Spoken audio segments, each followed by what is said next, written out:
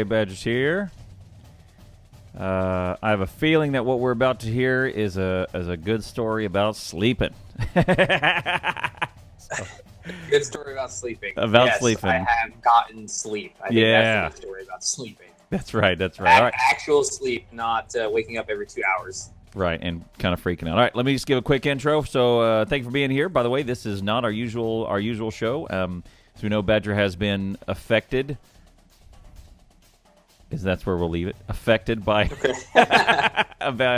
by Hurricane Harvey, and in the Houston area. Houston area is in some pretty bad shape at the moment. Fortunately, Badger's house has not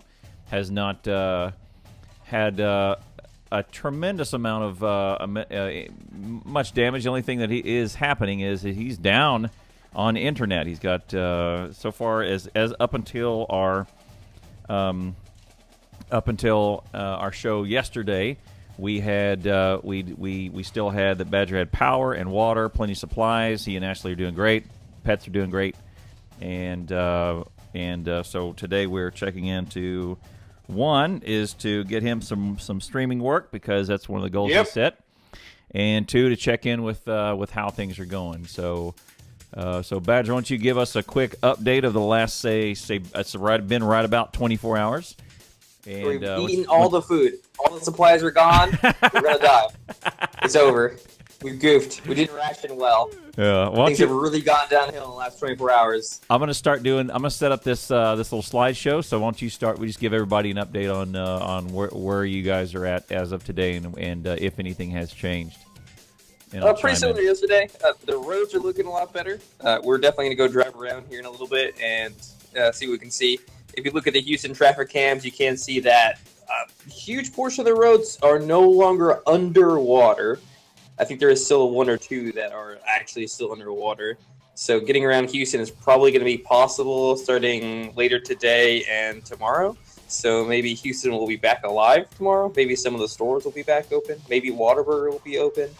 That'll be nice because that means that people can start getting around and doing work around places where stuff is out, like where power is out. I'm sure people are already working on power. Internet is out, so probably I'm going to say in the next 2 or 3 days, my internet will be restored. As the priority for getting internet restored is kind of lower than everything else, which I understand. So it may not happen immediately. I think other than the impacts of everything being shut down for the previous days, everybody in Houston right now should be okay. If they're already in a place where they were safe before, it's not going to get any worse from this one on. Right. I want to show you guys a picture that I was just pulling up. I just put this link out in chat, and transport in and around Houston is still an issue, and this picture is going to show you why. Let's see. Let's do that right there. Okay.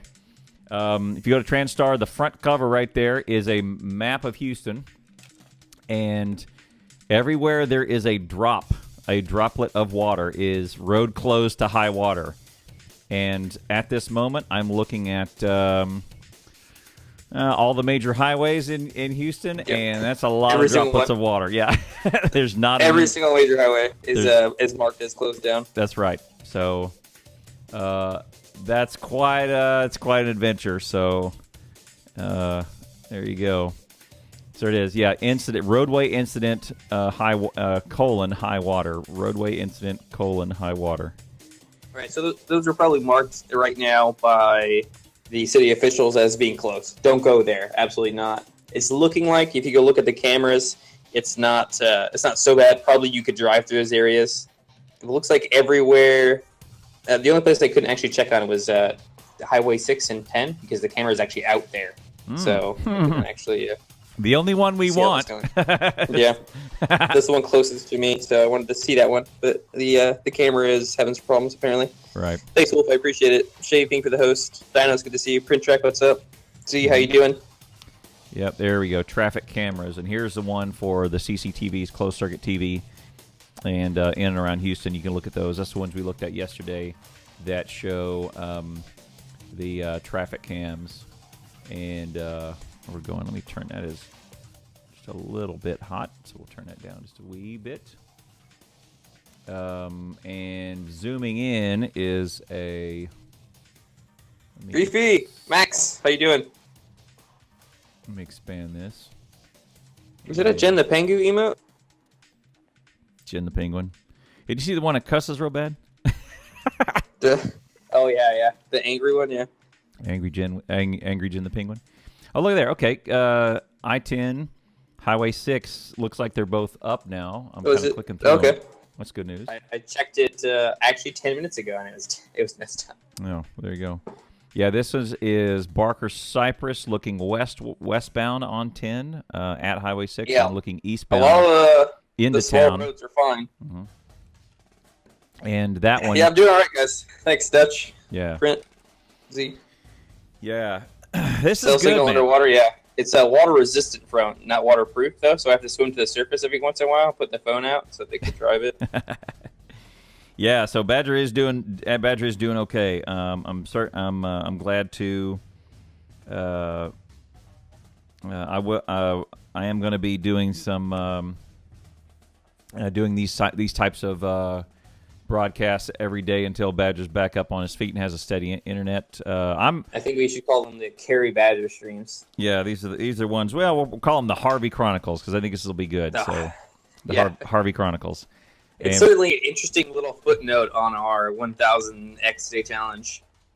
Oh yeah, it'll be like look, I survived this. I survived sickness. I survived a trip here. I never took vacation. I even survived Hurricane Harvey.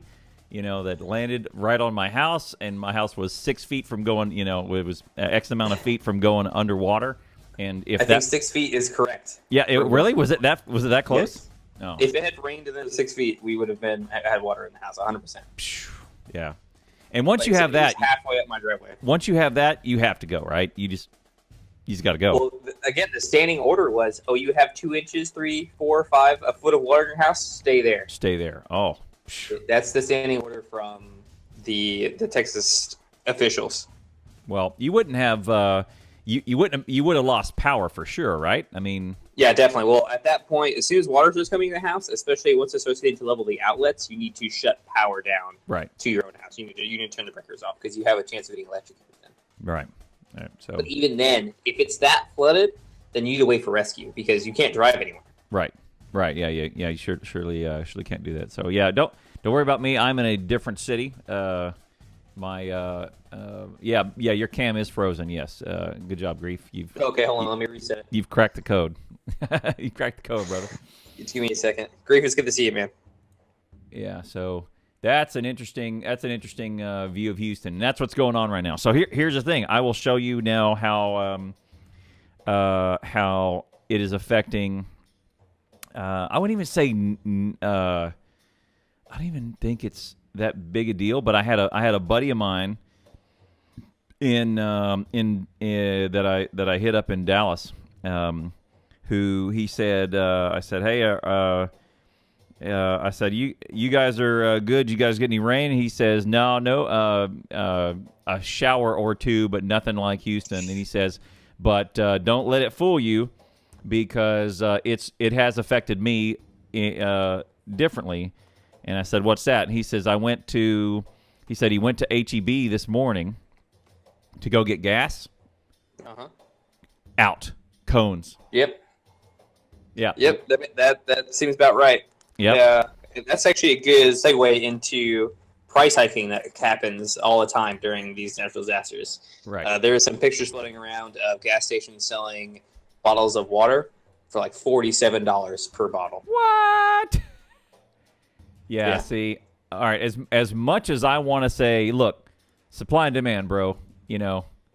Capitalism is great and all. When we're taking advantage of a natural disaster, it's maybe a step too far. It depends on what's going on, right? Yeah. Like, you are the gas station involved in the natural disaster, not an outside seller. I don't know. Yeah. Certainly, I would be angry. I mean, if I was thirsty and you were charging me $47 for a bottle of water, I would just take the bottle of water and you wouldn't stop me. All right? Yeah. We'd get in a shootout for the bottle of water. Right. That's right. Yeah. Thank you for that. I got my alerts up today. So I can't see your hosts and followers and all that. Okay, there it is. A host. Thank you, C Pancake and Badger, etc. Everybody hit that host up for us. Appreciate that. C Pancake is Print Track, if you don't know. Oh, is it? Yeah. He changed his name. All right, you should change that See, back. you don't have a mod sword here? I would give it to you. I literally can't. All right. Here we go. So let me, while we're doing this, let me shift over. I got the slideshow up, so let's shift over to you and your pictures of you walking around your home there. But here's the thing. So while we're kind of looking at, let you guys look through this. One other interesting tidbit is that I don't even think it's going to be like a taking advantage of natural disasters. I mean, I think it's just. I mean, okay. So here's the thing: is there are companies that work hard to get themselves into a point where they're the only one in the whole world that can deliver a good or service, right? Oh yeah, that's like that's the Craigism thing. For most businesses, that is the goal, right? That's the holy grail of your that business. is the holy grail of your business. FedEx had that. Right. FedEx had that forever. And what FedEx did with it is they held on to it. They tried to be the nicest possible monopoly they ever could be. Right. Right. Until, until it's like, hey, wait a second. And there's a couple competing services against FedEx now. Right. Right. But I mean, that's like, yeah. I can tread water really well, Lost. Yeah. Don't worry. I guess were you trained for that or? For treading water? Yeah. There's in basic training, everyone will go through a water obstacle course, and you have to like solve puzzles while in and underwater. That's pretty cool. Oh, really? Yeah. That's the opposite of cool. Day, I feel like that's the opposite of cool. Oh, well, it's a very early point in your basic training, and it's one of the very few times that you're allowed to kind of freely work by yourself and in a group, and there's no drill instructors messing with you because it is around water, and people have and will continue to die in that exercise because it has water involved in it.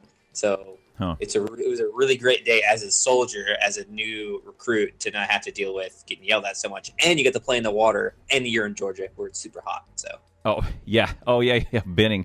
That's right. It's Did you? Okay. All right. Did you ever? We're gonna side note here while we're looking at these pictures. Yeah, Did you ever run into a guy that did PT with a cane, and he would make them do? It was at Benning, and okay. I had multiple buddies who reported this and knowing this same guy. I don't remember his name. But he remembered, that mother trucker with the cane will always make his PT upstairs in that room with no ventilation. But what he would do, and I heard from different people who were Benning at different times. Weird. You would hear this cane coming up, and he was an old something or other, and he would do this. You could hear him. Cane. He might have been injured in the field, but he was still in service or whatever. He was, I guess, just PT or something. And he would say.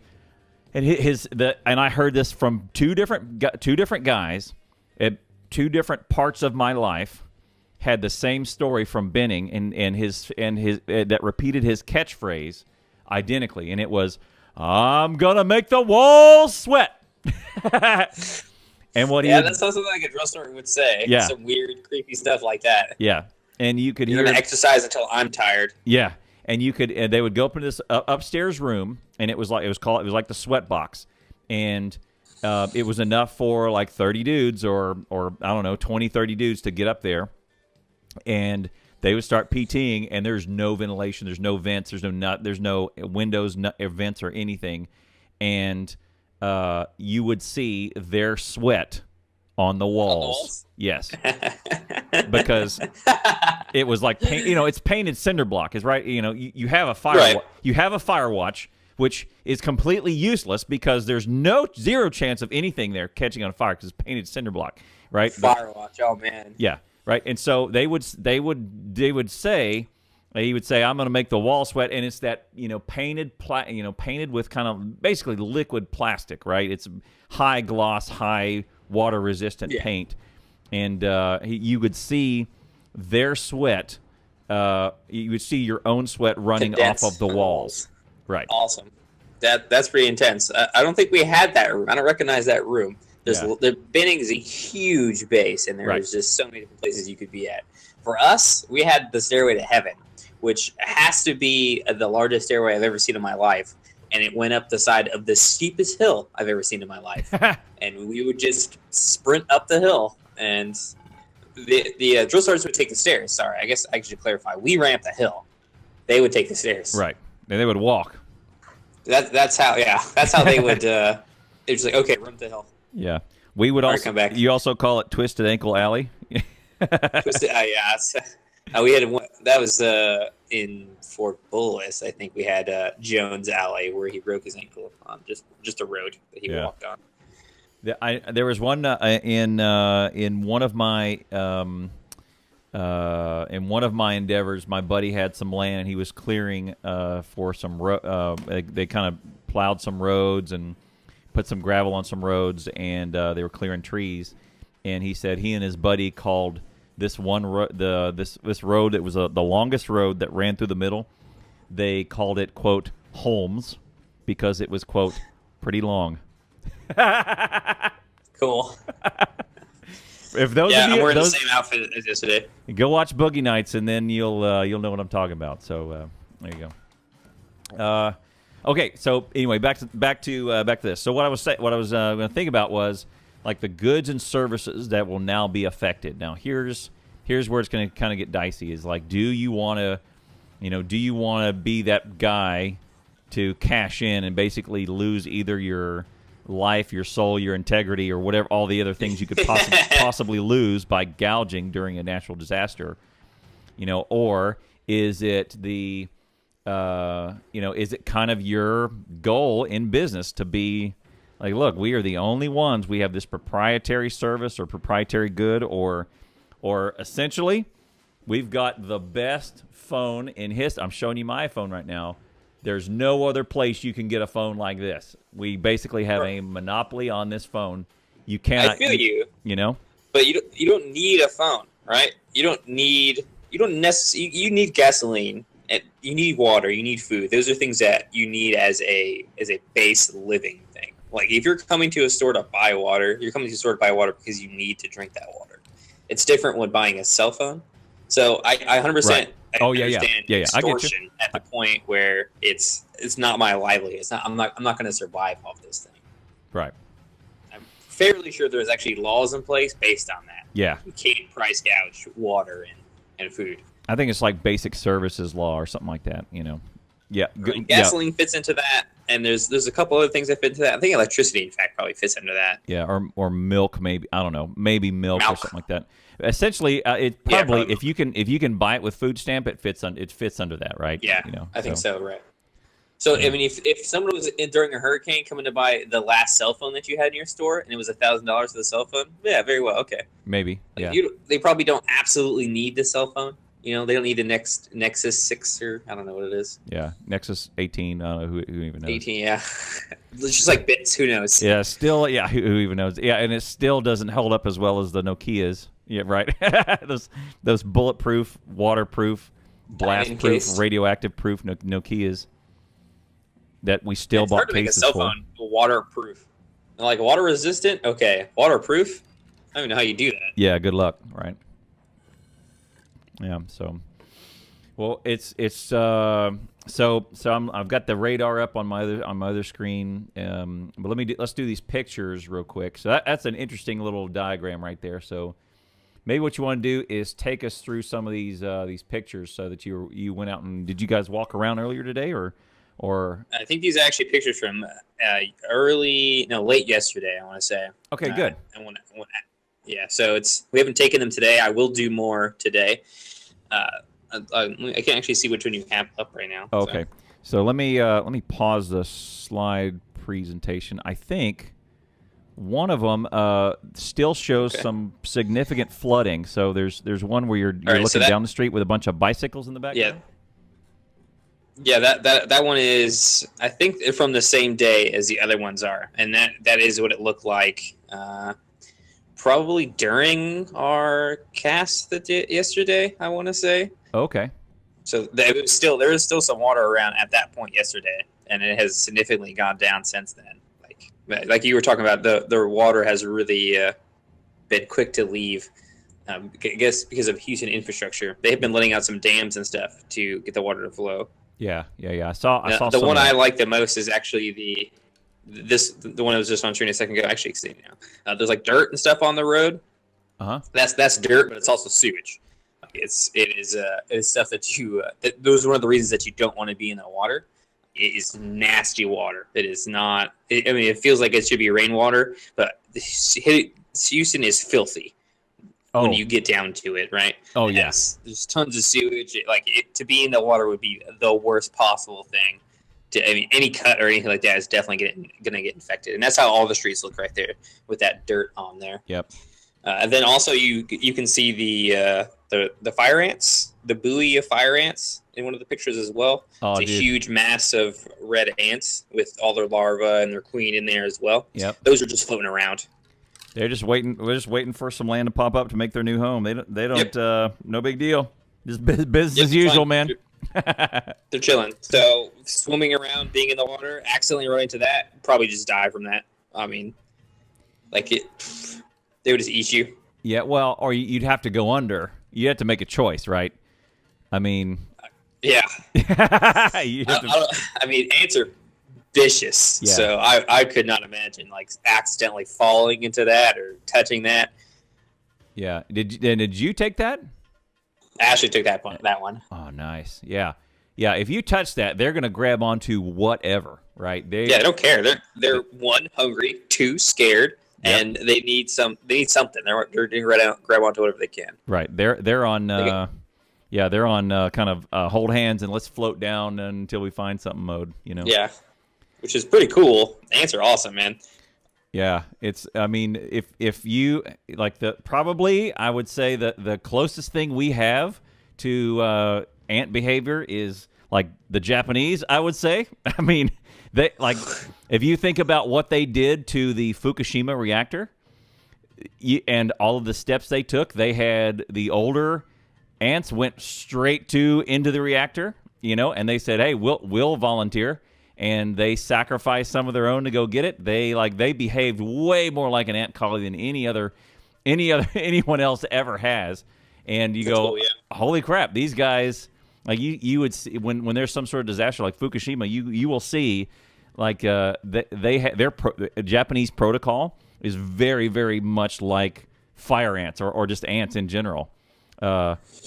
Cleaning up and being the sweepers, and then sending in older ones to attack, or ones that don't have the longest lifespan to go attack the trouble spots, and saving the queen, and kind of behaving as way more of a hive mind than any other group of humans. Watching what happened in Fukushima, I went, these guys are fire ants. God dang! Certainly the culture there is much more conducive to that. Yeah, it loves. Not a community over individualism. Oh, 100%. Right.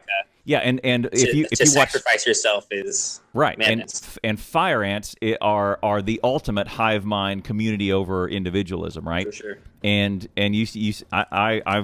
Japan during Fukushima was like, holy crap, these guys got it together.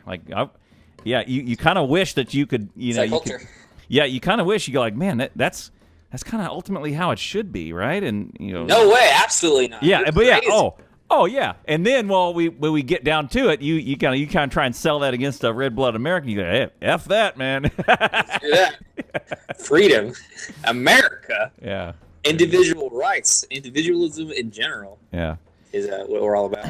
That's why we have creative thinkers, and we suck at math. Oh, right. Yeah, we're way less likely to do a math problem right, way more to think up of a jazz solo, let's do that. Exactly. Right. Something individualistic we're more likely to do. Yeah, but what's up, Zoinkster? You're not going to have my camera because my internet is down. Yeah, so to bring everybody up to speed, thank you for joining us. So Badger is affected by Hurricane Harvey. Power and water he does, and food and supplies and health and all that he does have with him, his family and pets and all that's good, but his internet is down, and so he is working at least 1 hour a day as to his promise to himself, and we're going to stream until his services are restored. So there you go. I think there's one more. There's one more in this picture that I want to get to. There's another picture of the street of that yucky business in the bottom. I mean, did it? So when you were walking around, did it stink? Oh yeah, it smells not so great. I mean, certainly, like I said, the sewage came up into the street, so it's it's not a great situation. I mean, it's not the worst now. The water is gone. That's the big thing. You can travel around now. If you're driving around in your car, you probably wouldn't even notice. Right. But here's the thing. The bayou itself isn't very clean. Right. And here's the thing is that I bet you the trees and the grass are just loving They're it. Stoked. They're stoked. Yeah, like, oh, yeah. This is some good sewage you got here. This is nice water. I got nice and soaked. I haven't eaten this good in 200 years. Yeah, that's literally probably what some of the trees are like right now. Like, man, this is great. Besides the high winds, I really enjoyed that nutrition. All right. There's a picture of Annie Dog looking over some, still looks like a river or a bayou or a green space, right? That's the bayou right next to our house. Yikes. So that's the thing that both threatened to destroy my house and also saved it, I would say. It is there to control and move the water away from the residential location to somewhere else. Right. And it both did do that and failed to do that. It did overflow into my street. So the rain was coming down. It was so full that it could hold no more, and then started putting water into the street. Yeah. Yikes. And there was a levee. Speaking of holding back water, there was a levee breached in, I want to say it was South Houston. It was like near Columbia. It was way south. I think a couple of them have broken, and then also what's been going on is engineers have been opening a bunch of them because they were so close they may as well have broken. We are getting an alert from the official flow and release of water, and we talked about before Ashley's mother being on the south side and her being mostly fine. They opened those dams, and now her street was as flooded as ours is. Sorry. The levee. So she's got some flooding going right now. Right, the levee at Columbia Lakes has been breached, and the notice is "Get out now." It was Brazoria County tweet. Yeah. There's a bunch of you absolutely need to evacuate these areas right now, still, because these the levees still having to fight this. Kurt, what's up, man? Yeah. I'm looking at this is one. This is Google. Here's the CNN. Oh, sorry, CNBC page. Do not want to be accused of them confusing them with CNN. Yeah, CNN. I have something interesting. It may not be for now, but there was this report. I need to find it and put together a little package on it. But there's someone did a report, and I need to bring this to you. But it was a review of two things about all the press. It was the press outlets. It was the difference between do they lean left, right, or center, so their political leaning, and then their reputability. And it was a measure of those two things, and some ranked very well. CNN did not. How about that? So so I'll put some of those numbers, put some of that together for you, and see if I can get that report, and it'd be a good one to discuss on a future one. But I think the thing I noticed about news, because I paid a lot of attention to the news recently, is about I would say some news outlets are only covering Harvey, only covering that kind of thing, right? And then some of them are covering Harvey 50% of the time, and then it's talking about Donald Trump 50% of the time, right? You got to pay those bills, got to get those ratings. Trump's a ratings magnet, you know. It's got Trump for that title. Oh, okay. Yep. That kind of frustrated me. Like, sure, cool. It'd be great to know that the president is doing something, but it'd be much nicer to have reports about actually what's going on in the city rather than Trump was at his country club during the hurricane and like what? Right. And the other thing is like, okay, I'm two types of clicks that will happen on that. This dude just said what I said. On the night of the hurricane hitting landfall, everyone other than CNN was reporting on the hurricane. CNN was talking the whole night about Trump. There you go. Yeah, and they got two types of clicks. One, click, what is my hero doing right now? And 2, what is that bozo doing right now? And they got all those clicks, right? Trump is still so divisive even after the election. Yep. Just, oh man. Probably. It's good to see it, man. Probably 0.1% of them is, oh, okay, I'll check it out. You know, very few of them are neutral about the subject. Neutral. Oh, okay, whatever. You can suggest whatever you want. I'm open to suggestion. I'm gonna have to buy a clown a fancy meal when I get a chance. Oh, we're good. Multiple days of carrying me is a pretty big deal. No, it's great, man. This is good stuff. I would like if we were. I would probably be wanting you to check in anyway, and then we'd probably talk about these same things. So we may as well just go live and broadcast it and bring in everybody else. So. Well, you got to understand how important it is to me. Like it really, really is important. Like I was doing this before I even met you. Like if we weren't to be friends anymore, I would still be doing this. And here you sit, carrying me through certainly the toughest time in the entire streak. Like there's been never a time where I was incapable of streaming for like actually hitting a start OBS on my side for more than a day. Like no way. Yeah, well, happy to do it, man. So here, I got the radar up, and it's going to show a little bit of activity over the last, looks like 2 hours. And I feel like the radar has been very valuable for me to understand what's going on. Mostly, Ashley and I have been checking the readouts on the levees near us, and that has really given us a much better idea about the rainfall. I feel like the radar is kind of impossible to interpret almost, I would say. Like how much rain is actually falling in an area. Sure, there's areas that are more red and then more green. And I didn't find it very useful while tracking Hurricane Harvey. Right. Yeah, it's Is that what friends are for, Zogster? I thought friends were for taking advantage of you and sleeping with your girlfriend while you weren't paying attention. You sure? You positive? So what we have... hey, we can get affiliate status now. We've streamed on EAY multiple times this week. Yeah, we can. We should apply. Hey, buddy. Yeah, we should apply. And you watch. You watch. I'll get it quicker on this than I will on mine. Yeah. That would be. Well, don't fill it out wrong. Yeah. Yeah. Oh, yeah. I did. I'm sending him one email a day, is saying, "Hey, what's going on? Why is this not a slam dunk?" Right. So. Yeah, I think I told you about my back and forth with YouTube and how they decided to monetize the video. Right. Okay. I did last time. Yeah. And all you had to do was go. Hey, why is this? Your question, why is this not monetized? And they say it's not, but we don't know why. And then you say, please give me some more information, and then they just monetize it for you. Yeah, the guy, okay. Like, you know what? This guy is asking too many questions here. Yeah. Just shut him up. Okay, so do we need to do this little dance of the dumbasses every time I want to monetize any video? That's what I'm thinking.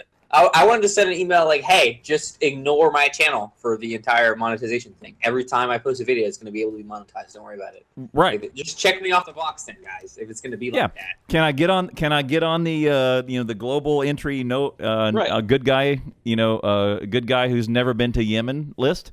Like, hey, Yeah, exactly. I mean, because I'm going to send an email to you every single time you demonetize one of my videos. Right. I'm going to fight you tooth and nail whether that video has 20 views or 1,000 views. I don't care. Right. Because it's the precedent you're setting for my channel. Right. Like, you're going to keep demonetizing me. Like, sure, there's channels out there that you really don't like. I get it. You're throttling their views. You're preventing them from being seen. Whatever. I'm not one of the channels.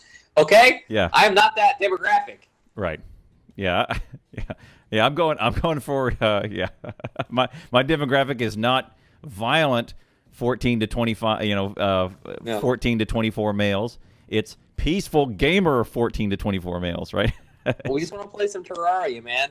Like, Terraria is like, so I think it's actually rated to like 12-year-olds. You can play as the ESRB, right? It's 12 and up, I want to say.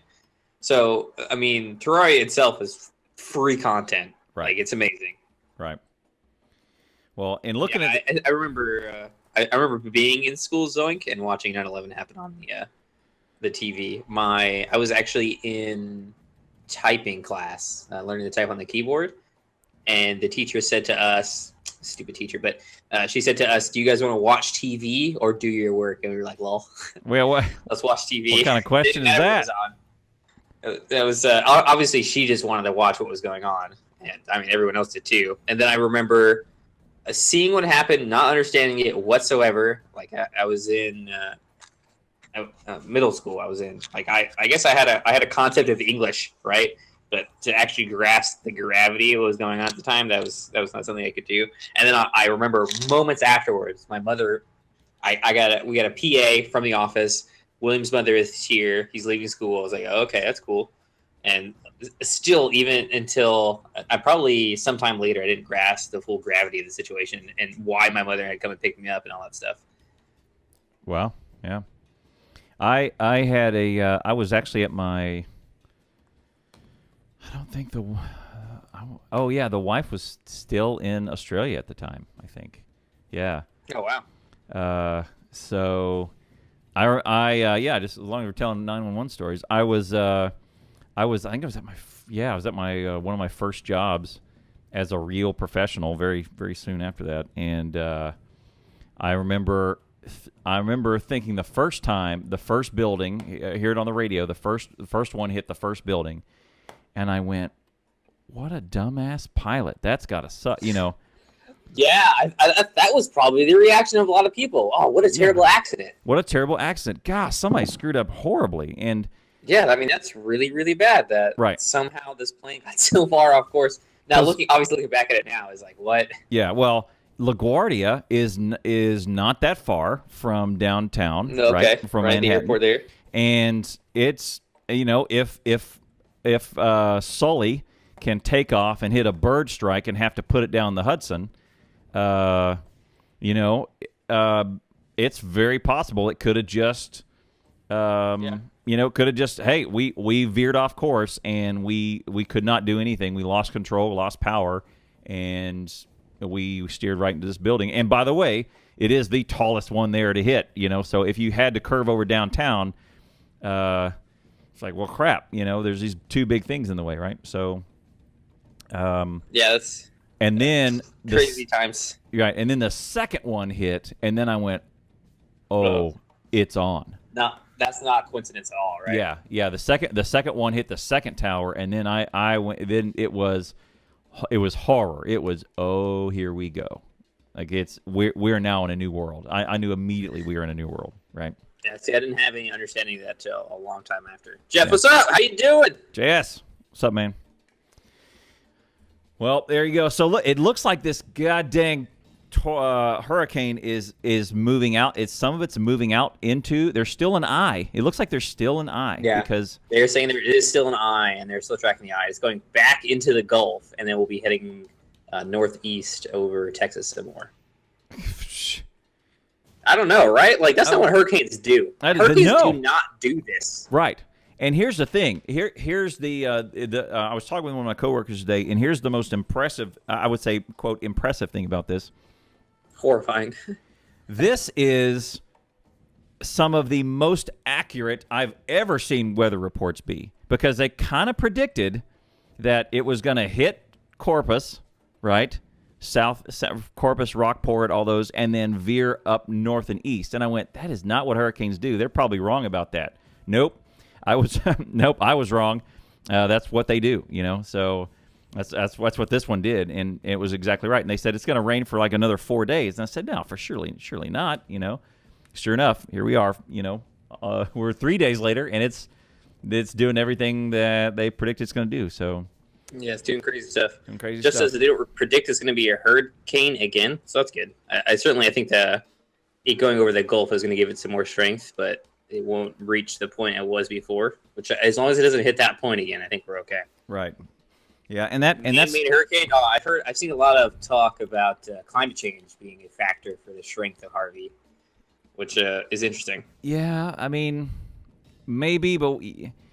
I mean, surely, like, there's some stuff that the world will, there's warmer stuff, and warmer climates produce, warmer waters, and warm waters we know produce more precipitation, right? So, right.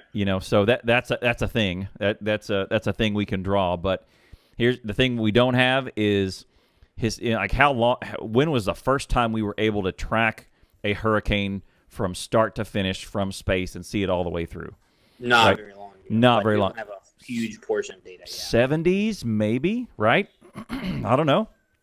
I'm not a weatherologist, but it has to be within the last, say, 40 to 50 years that we've been able to fully track a hurricane from start to finish, from initiation all through its development and all the way to landfall. And the data on that is all being tracked now. Like right. every inch of rain is being tracked. All the outputs are being tracked. And right. To compare that to the last 40 years, 50 years, 60 years, sure.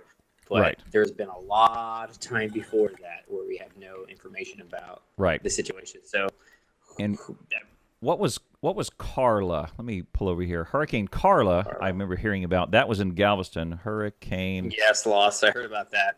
Man, I don't know how people are drowning to death. I think, honestly, the people who are drowning to death are children and people who are suffering from some sort of physical condition. Yeah, if you look at satellite pictures from Hurricane Carla, like they're in black, they look like they're in paper, black and white, and that was in 1961, and it was a Category 5, and that thing freaking leveled Galveston. I mean, just Port O'Connor, Texas. I remember. And just obliterated Galveston. I was like, okay. Yep, done. Nothing, right? Galveston is really sad. I go there fairly often. We have some really close friends that used to live actually there and go to school and work there. And you go there and they're just like destroyed buildings. Just like no one cares to rebuild it at this point. Like it's been knocked over so many times that people don't want to invest the money to build something there. Right. Yep. Category 5 Hurricane Carla, and like you can see black and white pictures of all the destruction, and you can also see some satellite images. But I mean, like how much can you? Yeah. Let me show you this picture that I'm seeing here. I don't even know how much you can. It says Claudette. If a 1900s picture, this might be the wrong one. Hurricane Claudette. Oh, that's not even Carla. That's Claudette. Let me see what this is. Yeah, there it is. I wonder how many people who are involved in this actually can't swim. Like they literally can't. There's a lady in my office that says, "I'm worried about this thing. I can't swim." I was like, that's okay. What? That's stupid. Yeah. Learn to swim. Yeah, you gotta like you need to learn how to swim, or you need to learn how to tread water or float or something. Learning to float is also extraordinarily important. Like if you are in a situation where you're awaiting rescue, you don't want to tread water. You want to float. Right. Floating is really easy. Literally, children can float. Yeah, and by the way, children can float easier. So because use their body fat content, and they're kind of more used to relaxing than we are, and that's kind of what you have to do is just chill out and relax. So, all right, let me just show you a satellite of Hurricane Carla. So that picture to say, I mean, for sure that you can do some, maybe not direct causality of warm waters to more hurricanes, but check out this photo. Like, how much detail could you possibly get from this? This is Hurricane Carla, 1961, and it may be some cotton. It could very well be some cotton that you wad up and you kind of swirl around. It could be a paint brush that you dip in white paint and swirl around on a chalkboard. There's a lot of different things this could very well be, but this looks like either a high altitude plane or like a YouTube spy plane picture or something. But this picture, like, how much are you going to measure from this? And reportedly, it was a Category 5 in 61, yes. Right? Pretty intense. Yeah, I think the photos that you're looking at right now, I could take those from a $20 drone. Yeah, no, $20, a $100 drone. Oh, yeah, 100% you could. Yeah. And here's a picture of what that did to Galveston. Let me transition. That's huge. Oh, those are pretty high up, actually. Yeah. I'm not sure. You could buy a civilian drone that could take those pictures, probably. Right. But anyway, so I would say that yeah, there's probably some correlation, but I wouldn't say direct causation. Like, you probably can't draw a direct line, but you could say, okay, overall warmer waters produces more precipitation, therefore you have more opportunity to have something crazy like this happen. So, Yeah, I think that just the fact that there's so much data involved in climate change, how much is changing, where it's changing, what's causing the change, all that stuff, and by smallest degrees, people are looking at to actually come to a conclusion that hurricanes have gotten 0.01% stronger would be difficult to do. Yeah. So something interesting about Hurricane Carla. While we're on the subject, I had a teacher, and her and her husband bought a beach house in Galveston. So I grew up in Houston. So she ended up taking all of the geek students out there for like a weekend, for a beach house weekend. It was fun. But when they first bought that beach house, I'm sure they've either sold it or it just knocked over for the millionth time. And they just said, "Oh, screw this." But when we used to go out there, she would always tell the story about. Okay, so Carla happens. Everything is blown all over the island, right? Galveston's an island. Yep, it's just destroyed and scattered. The knickknack from your mantle could be blown 1 mile in a different direction and end up in someone else's garage. Literally, not figuratively. Yeah, actually picked up by the hurricane and moved 50 miles. Like, that actually definitely happens. 100%. So there was apparently a destroyed World War II museum. Okay. Oh, that sucks. And the World War II memorabilia was blown all over the island, right? Just everywhere. Yeah. Much of it lost, whatever, blown around, buried, whatever, right? So anyway, fast forward in 20, 30 years after Carla, and they buy this beach house, and they're kind of messing around the yard, putting some plants in, putting some landscaping in or whatever, or putting rocks in, and my teacher hits something in the yard, and she kind of digs, and she pulls it up, and she's shaking it, and she's like, you know how if you pulled something out of the dirt, like a chain, you'd shake the dirt off of it. Shake dirt off it, yeah. And she's shaking it, and she's going, "Look at this, look at this, Bill." And her husband, and Bill looks over, turns, and it turns out it's a Japanese landmine. And here's the thing: the pin was removed, right? But because it was in the museum, like they want it safe. But it was live. Like it could have. I mean, like the trigger mechanism was removed, but it was unexploded, and it still had the thing in there. I see. It still had the ordnance inside. I see. Yeah, it had the ordnance, but it was still. And so she's shaking it, and he's going, "Dad, stop it!" So if lightning had struck the landmine, it would have exploded. Right. But it's still freaky to start shaking a landmine. I don't usually take explosives and shake them around. Right. It's just not a usual thing that I do. Right. But anyway, so every time we went down there, we would joke around about a Japanese landmine that could be in the yard. Actually. So that's something that happens in Europe all the time. Oh. You're in your farm in the back, and you're like, "Oh, there's an unexploded mortar here." And somebody shoot at it for a little bit with my gun from 50 meters. That's got to be horrifying. Oh yeah, and especially Europe. Like there's places in Europe that you will find more bones than soil. Right? There's just been so many wars over Europe. Every 100 years, Europeans just countries in Europe will just up and kill themselves. A big cull. Yeah. And they'll just call and they'll kill themselves. And I remember seeing a report about this one field that is 100% white, and it's like dusty white. It's not sand, like it's bones, and it's like where Europeans go to fight, and they fight to the death, and they die right there, and they leave them. I don't know, man. I think last year while Ashley was actually in Europe, they found a unexploded.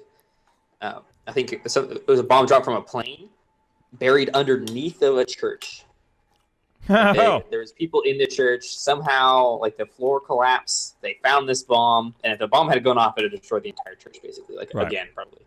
So they're constantly finding stuff like this. Right. I think my favorite thing about unexploded ordnance is that the usual way that you take care of unexploded ordnance is you walk up to the unexploded ordnance, put a bomb next to the unexploded ordnance, walk away, blow that bomb.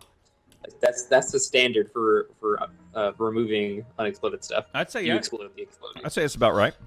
I mean, a lot of the time, that's the safest way to do it. You just blow it up. right.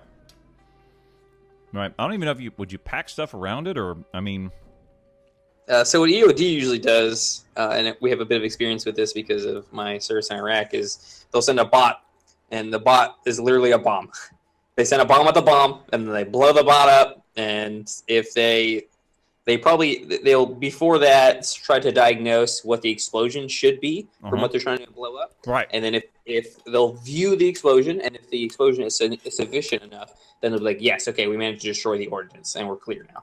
And then they'll send another bot in to go look around and see what's up. Or that's how you do it. Or they go, I have a bot that will blow up X amount of radius, and it just blew up twice as much as we thought. So we're probably good. Yes, exactly. Yeah, probably be all right. Yeah, the bot was supposed to blow up this amount, and we blew up enough. Generally, what the trigger man will do once the bot is close is explode the ordnance anyway. So, because most of those improvised explosive devices are literally held by a person who's going to pull the trigger, generally, or do the clacker, basically.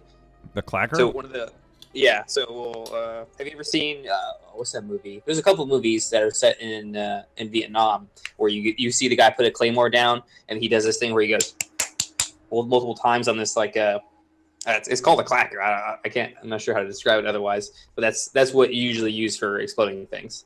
And the clacker in this case would probably be a cell phone or some other, maybe just two wires that you touch together for improvised explosive devices. Oh. But there's usually a guy doing that, almost invariably, unless they're using some infrared technology, but they don't usually like to do that because it can involve civilian casualties, not U.S. casualties. Here, click clack. Let's do that. Click clack, clacker. Probably claymore clacker. You'll get your good result from. I just put in clacker and I got a little toy. It's probably the thing that you spin around. It makes a bunch of noise. Right. On a stick. On a stick. That's one way to do it. Oh God, it's huge. Come on, get down there. Come on. Hang on, OBS. There we go. So you basically won't ever find unexploded ordnance in the U.S. Like there's never been a significant war fought here. There's been a couple of massacres fought here, but no actual war. Right. Oh, there's a clacker. Oh yeah. There you go. Yeah, I think they're pretty heavily featured in movies. Movies usually get the clacker in there. Yeah. Okay. I think Saving Private Ryan has them too. It is called. It says firing device. Yeah. That's about right. Yeah. So let's do this, and we'll put it over here. You could also probably look up a picture of a claymore to see the infamous "this way towards enemy" symbol. Yeah. Or text. Yeah, the pointy end goes into the man. Well, see, because the claymore is like a C shape. Yeah. So I can understand some confusion about which way to point it. So it's actually they're labeled "this way toward enemy." Like it literally says that on there. Right. Let me grab one. Yeah, it's. Apparently there's a Japanese game or something, or an animation that is, or show that is named Claymore, that has just dominated the Google experience. That is a pretty good show. I think that Claymore and Berserker have a lot in common. I want to say. Have you seen Berserker? Berserker is like a anime interpretation of what Shakespeare would write if he did anime. It's really cool. Oh, there you go. All right, here it is. Okay, there it is. Front towards enemy. It's great. There's your clacker, and then here's your front towards enemy. Here you go. Oh yeah. Yeah, that is the clacker. That's exactly right. And there you go. So There's you can see it has that little safety piece there where you can't push it down all the way if it's in the way. And then the connection on the very front will connect to the wire. So, I had a buddy of mine. Well, I was a teacher. Yeah, I guess buddy, teacher. Yeah, he's a buddy. I mean, no reason he can't be a buddy. He ain't listening right now. You can call him whatever you want. Teacher that was in Vietnam. He said, as a youngster, he said they would line claymores along the sides of their trucks. Interesting. And so if they were attacked from the side, they could just hit buttons in from the trucks, from inside the truck, and shoot broadside. Wow. I thought that was pretty ingenious, right? If they were ever attacked I would from the be side. horrified to do that. The one time that I've employed a claymore, it knocked down a tree on accident. So, like, it knocked down like a big tree. Like, those things are huge. Like, the impact of detonating a claymore is massive. Right. I wouldn't want it next to my truck. Well, he said they were all along his truck, pointed front towards enemy. I mean, they just make a huge explosion is the thing. Like, certainly the ball bearings inside them, meant to maim humans, is what does the killing. But I think being next to it when it exploded, it would definitely give you... It would liquefy some pieces of your brain. He was a little crazy. I mean... he did love military stuff in his service. He was and the other teachers described him as, well, I think his last name was Lewis, and he says, well, if you ever heard Mr. Lewis talk about something in scientific terms, and his first impulse is not to shoot it or kill it or blow it up in some way, then he's interested in it. So I was like, well, okay, well, there you go. That's cool. Sounds like a kind of guy that I could be friends with, for sure. Yeah. Oh, you like him. He was hilarious too. So, but he always did a weird blink, like he would blink his eyes very forcefully down. Claymores. Okay, I'm just gonna let you right now. They melted his inner ear from the explosions. Probably, but he wouldn't. It wasn't just a blinking where how I have an eye that's dry, but he would, like, his blinking was very purposeful. Like his whole face would scrunch down and blink. He would blink like with purpose. I always thought that was weird. He wasn't messing around. When he's going to do something, he's going to do it right, okay? The Army taught him to blink. Sorry, I taught him to blink. When you're in my platoon, Bishop, what are you doing? Wash your hands. Blink correctly. Lewis, what are you doing? Blink correctly. Clean those eyes. You need those. I can't have those eyes being damaged. Right. All right. Oh, man, geez. Okay, well, so we will probably do the same thing tomorrow. So, one other thing. So, here's what's interesting. One more observation, then we'll do this. Today we were looking at what other things our pricing is going to go up. So, I would say I don't even think it's just gas gouging is going to happen. I mean, maybe it will, but it'll be the internet now will police that very, very quickly, right? And, sure, yeah. Getting it posted on the internet is a really great way to get your gas station attacked. Right. And it's also, there's lots of folks that are giving. It's a very spirit of giving. Let's all come together. Like, I've seen nothing but really, really good stuff coming out. A couple of looters, and a little bit of gouging as a little bit, but it's not rampant because everybody is, now fairly accountable now, right? Right. But because there's so many cameras around, you're not right. going to Everybody's got a camera, even without any internet. I mean, freaking Badger has no internet, and he's got a camera. He can post Twitter right now, right? So right now. Yeah. But here's the thing: is that that gas prices will probably go up if HEB in Dallas ran out of gas this morning. I mean, like JS was saying, Gulf oil operations have been disrupted, and Houston is the largest supply of oil and gasoline in the entire United States, I believe. You got it.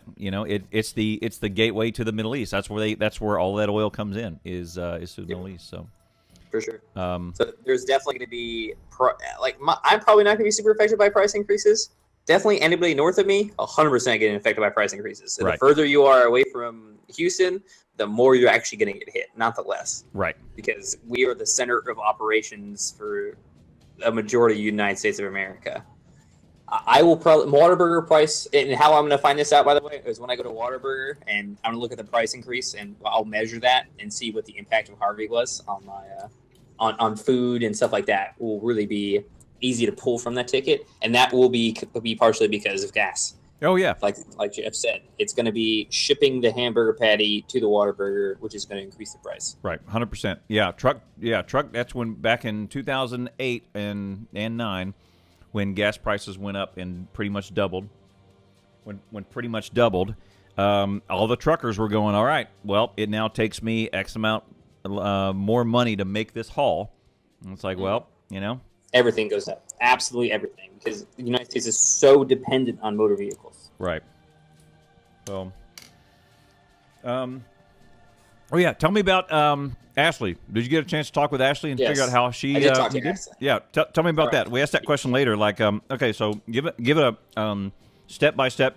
Take the viewers through what was going on Friday. No big deal. Yes. Through Saturday. I think really it starts Friday. Yeah. On Friday, I am up, and unbeknownst to me, the largest rainfall ever occurring in Texas in the past 200 years is going on around me. And I'm sitting here. I'm like watching a YouTube video. I'm playing on my computer, and I go to bed at like 6 a.m. Saturday, and I'm totally like, if you were to ask me, like, oh, it's fine. It's just a hurricane hitting like way south of us. We'll be totally okay.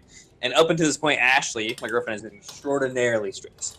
Ashley has generalized anxiety disorder. She's been diagnosed with such, so she's always stressed. Basically, that's literally something she has to live with it throughout her entire life. So, but I go to bed totally fine. I wake up though, and I couldn't leave my house if I wanted to. We were 100% trapped. And at that point, I am now serious about the situation. I am now preparing my MREs. I'm preparing water. I'm preparing to walk/swim/evacuate out of my house at a moment's notice. And I talked to Ashley about this because Clowntown speculated that maybe at that point where I started taking things more seriously, Ashley would be less stressed out. No, she was just as stressed out. Oh, really? She did not tone down whatsoever, and it's definitely because of that anxiety that she suffers through 100% of the time. You know how we talk about red being a thing for us, right? Downtown, right? Ashley is basically red always because of this anxiety disorder that she has. Really? So not just yellow. Nope. I mean, like I said, this generalized anxiety disorder is a really tough thing to deal with, and she is practically so like think of the response that you have when you get pulled over by a police officer when a hurricane is hitting your city. Ashley goes through that 24/7. You get pulled. Wait it. Oh, those are two different. Feeling that you get. Oh, those are two different feelings. Okay, two different scenarios. I was like, wait, why would a cop pull me over in a hurricane? When bad things are going on. Oh, for you, when you were in that tussle with another driver, he was driving erratically near you. Right. He pulled out in front of you and stuff like that. You remember that feeling that you had? Actually, he's at 24/7. Oh man. So yeah, that's that. There you go. That's Ashley's life. well, dang. Well, dang. I mean, I hope we broke bread together. I hope she wasn't like that with us. I mean, I don't know. Oh no, she was.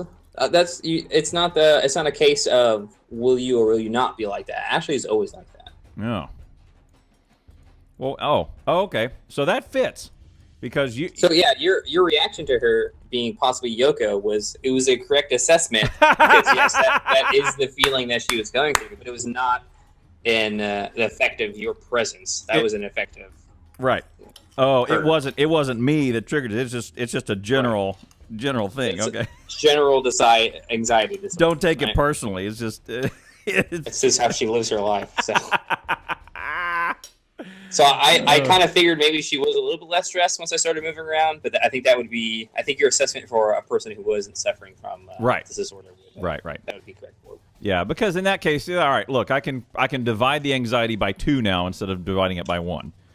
Right. Because she definitely, when I asked her about it today, she definitely said to me, yeah, it was pretty stupid of you not to be stressed out. And it was cool once you started getting on board, but it didn't make me any less stressed. Oh, okay. Yeah, okay. Good. All right.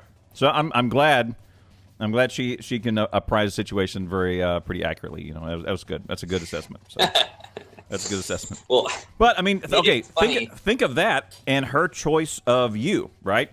Is who am I choosing to hang out with? Like this is my guy right here. What is he? He's driven. He's got goals he wants to do. He's prepared. He's well trained. He is a survivor.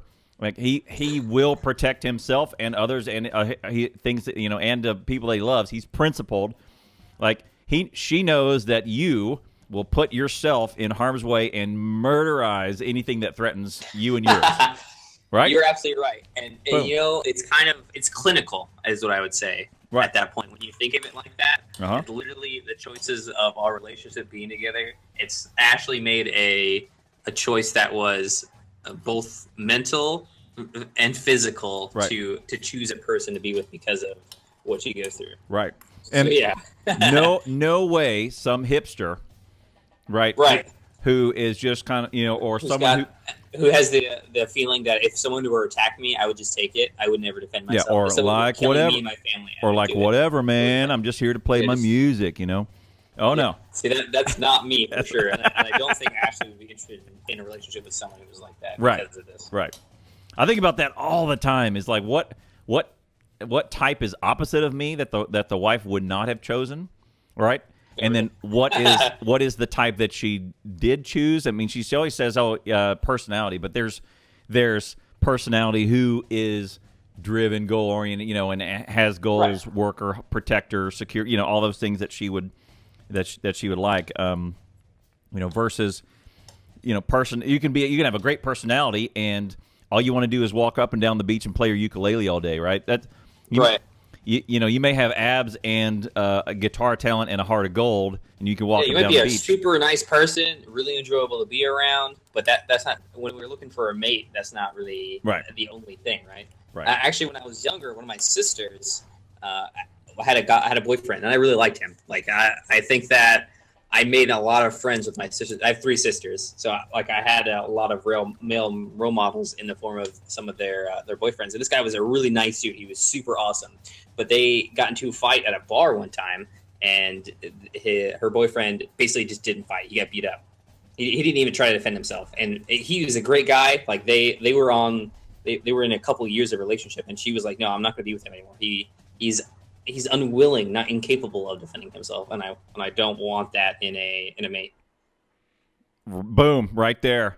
Look, I'm looking right in the camera. You pay attention to that, guys. This is it. This is why right here. This is it. Not just incapable, unwilling. Like you need to be willing. Right? Yeah. If you had fought and lost, okay, sure, yeah, Whatever. no big deal. Like you don't necessarily have to be successful in your defense of yourself, but to attempt is different than to.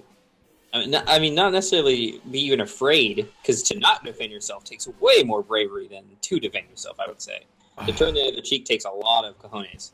Like, Right. To no, I'm not gonna do anything to that. Like that takes a big man. I have trouble doing that. I generally cannot do that. If you come at me, I will come. I'm gonna make you hurt. I'm gonna do some form of pain. I don't care if you're 6'8". I'm gonna kick you right in your nuts. That one time. I will meet you wherever. I will meet you wherever you come at me. I'll meet Yes. you there. I'll bite. I'll scratch. I don't care. Sure, it's not a very manly way to do business, but you are gonna remember the pain that I brought on your person for Yeah. some amount of time. Yeah, that's good. So there you go, man. That's what you want there. You don't want a guy who's just whatever and what you want a guy who says, okay, get your MREs, let's go. Pack these guys, pack this. Here's our Depends plan. on who you are, right? Bivouac right there's here. someone for everybody. Yeah, but I mean, all in all, that kind of dude will usually find a mate way better than the one who has confidence, one who has a plan. That's the kind of dude that'll Confidence is key. Confidence is key, man. So, no. All right, well, good. All right, I'm gonna finish up this chicken. All right, bud. All right, so tomorrow, same time, same place. If sounds you're good. not back on already, so keep us up to date. As Yeah, fingers crossed for tomorrow. I have internet back. but Oh, that'd be great. I think my estimation is like 3 days from now we'll have internet back. well, we're good to That's where go. my money's at. Yeah, we're good to go every day if we need to. I got a pretty clear schedule, so we'll do it. So Great. Again, thanks, man. I appreciate it so much. Oh, Thanks you bet. everybody for being here. Thanks for tuning in. I know it's kind of an off-schedule EAY, but hey, hashtag affiliate status incoming. let's at this do point. it. Harvey's Let's do going to get us affiliate, no problem. yep. All right, so a little bit of I don't really have logistics. anything going on. Yep, little bit of logistics coming up. We our YouTube channel will have these. I'm piecing them together. I'm putting it together an hour. We're doing an hour a day, and I'm putting together 2 hours. And so there's part 1 is Sunday, Monday. Part 2 will be Tuesday, Wednesday, and they're dropping on noon. So go subscribe to our channel. So we're putting these Harvey Chronicles together until we get back on our feet. And if Badger gets back on his feet by Thursday, then we probably will do one little wrap-up show just to send it on. Do one more hour, then we're good. We probably won't do our normal Thursday deal. That's a good idea. And then I'm going to stream right after this. I will probably just hit the button and start right into it, right into mine. We're going to start a new Factorial World here in a little bit. We're going to play some Death World, where the Oh yeah, dang it! I'm gonna have to try to catch this a little bit. the biters are going to be the biters are king of this world. So we're going to be starting out in a cramped spot, and pretty much anywhere we go, there's every 5 feet is a biter, and it's going to be chaos. And here's the thing: is now with me and my subs, we're going to kind of have to coordinate this because if you're logged into the server, if one person is logged into the server, the game is going. If we all log out, the game pauses, so we're good, right? But ideally, we all log in together, so we defend together, right? And we use each other to defend. So there's no more kind of time is a resource as well in this defense, correct? Right? Because the more time that goes on, the game calculates that time into the amount of biters that will attack your base. Yep. And there's evolution that happens in the background, so that they get stronger for 3 reasons. Pollution makes them stronger. Right? Yeah, pollution makes them stronger. Pollution makes them stronger. Killing them makes them stronger. Oh, right, the number that you kill. Yeah, and I forgot about that. the other thing that increases their evolution, time. Right, those 3 things. They evolve based on those 3 factors, and so time is a resource that we have to manage. So it's going to be very, very interesting. So I'm expecting to wipe out a couple times, but yeah, it'll be fun. It'll be great. Should be fun. I think this is a good YouTube thing. You should post this on the Factorio Reddit once you guys are successful and be like, hey, we did a really intense fighter campaign. Yeah, maybe so. So West Dude has made us a map, and it is apparently stone limited, so we're not going to have a whole lot of concrete to be able to move good. So it's going to be interesting. So tune in for that, and we're going to start that right after this. So as soon as I hit Sounds good. I'll be there. As soon as I wrap this, then we'll get going, and I'll probably start my music on, and then just give me like 10 minutes to get set up, and then we'll be off and running. So check out our YouTube and check out Factorio starting right after this. Awesome. Aaron, Kurt, Jeff, Max, West Dude, thank you guys for being here. Lost Warrior, stay safe, man. Thank you guys for the support. I'm sorry that content has been super light from my end. I'll make it up to you. Don't worry. Stay motivated. Stay awesome. Tactics, good to see you, and we'll see you next time. And remember, stretch. Stretch, baby.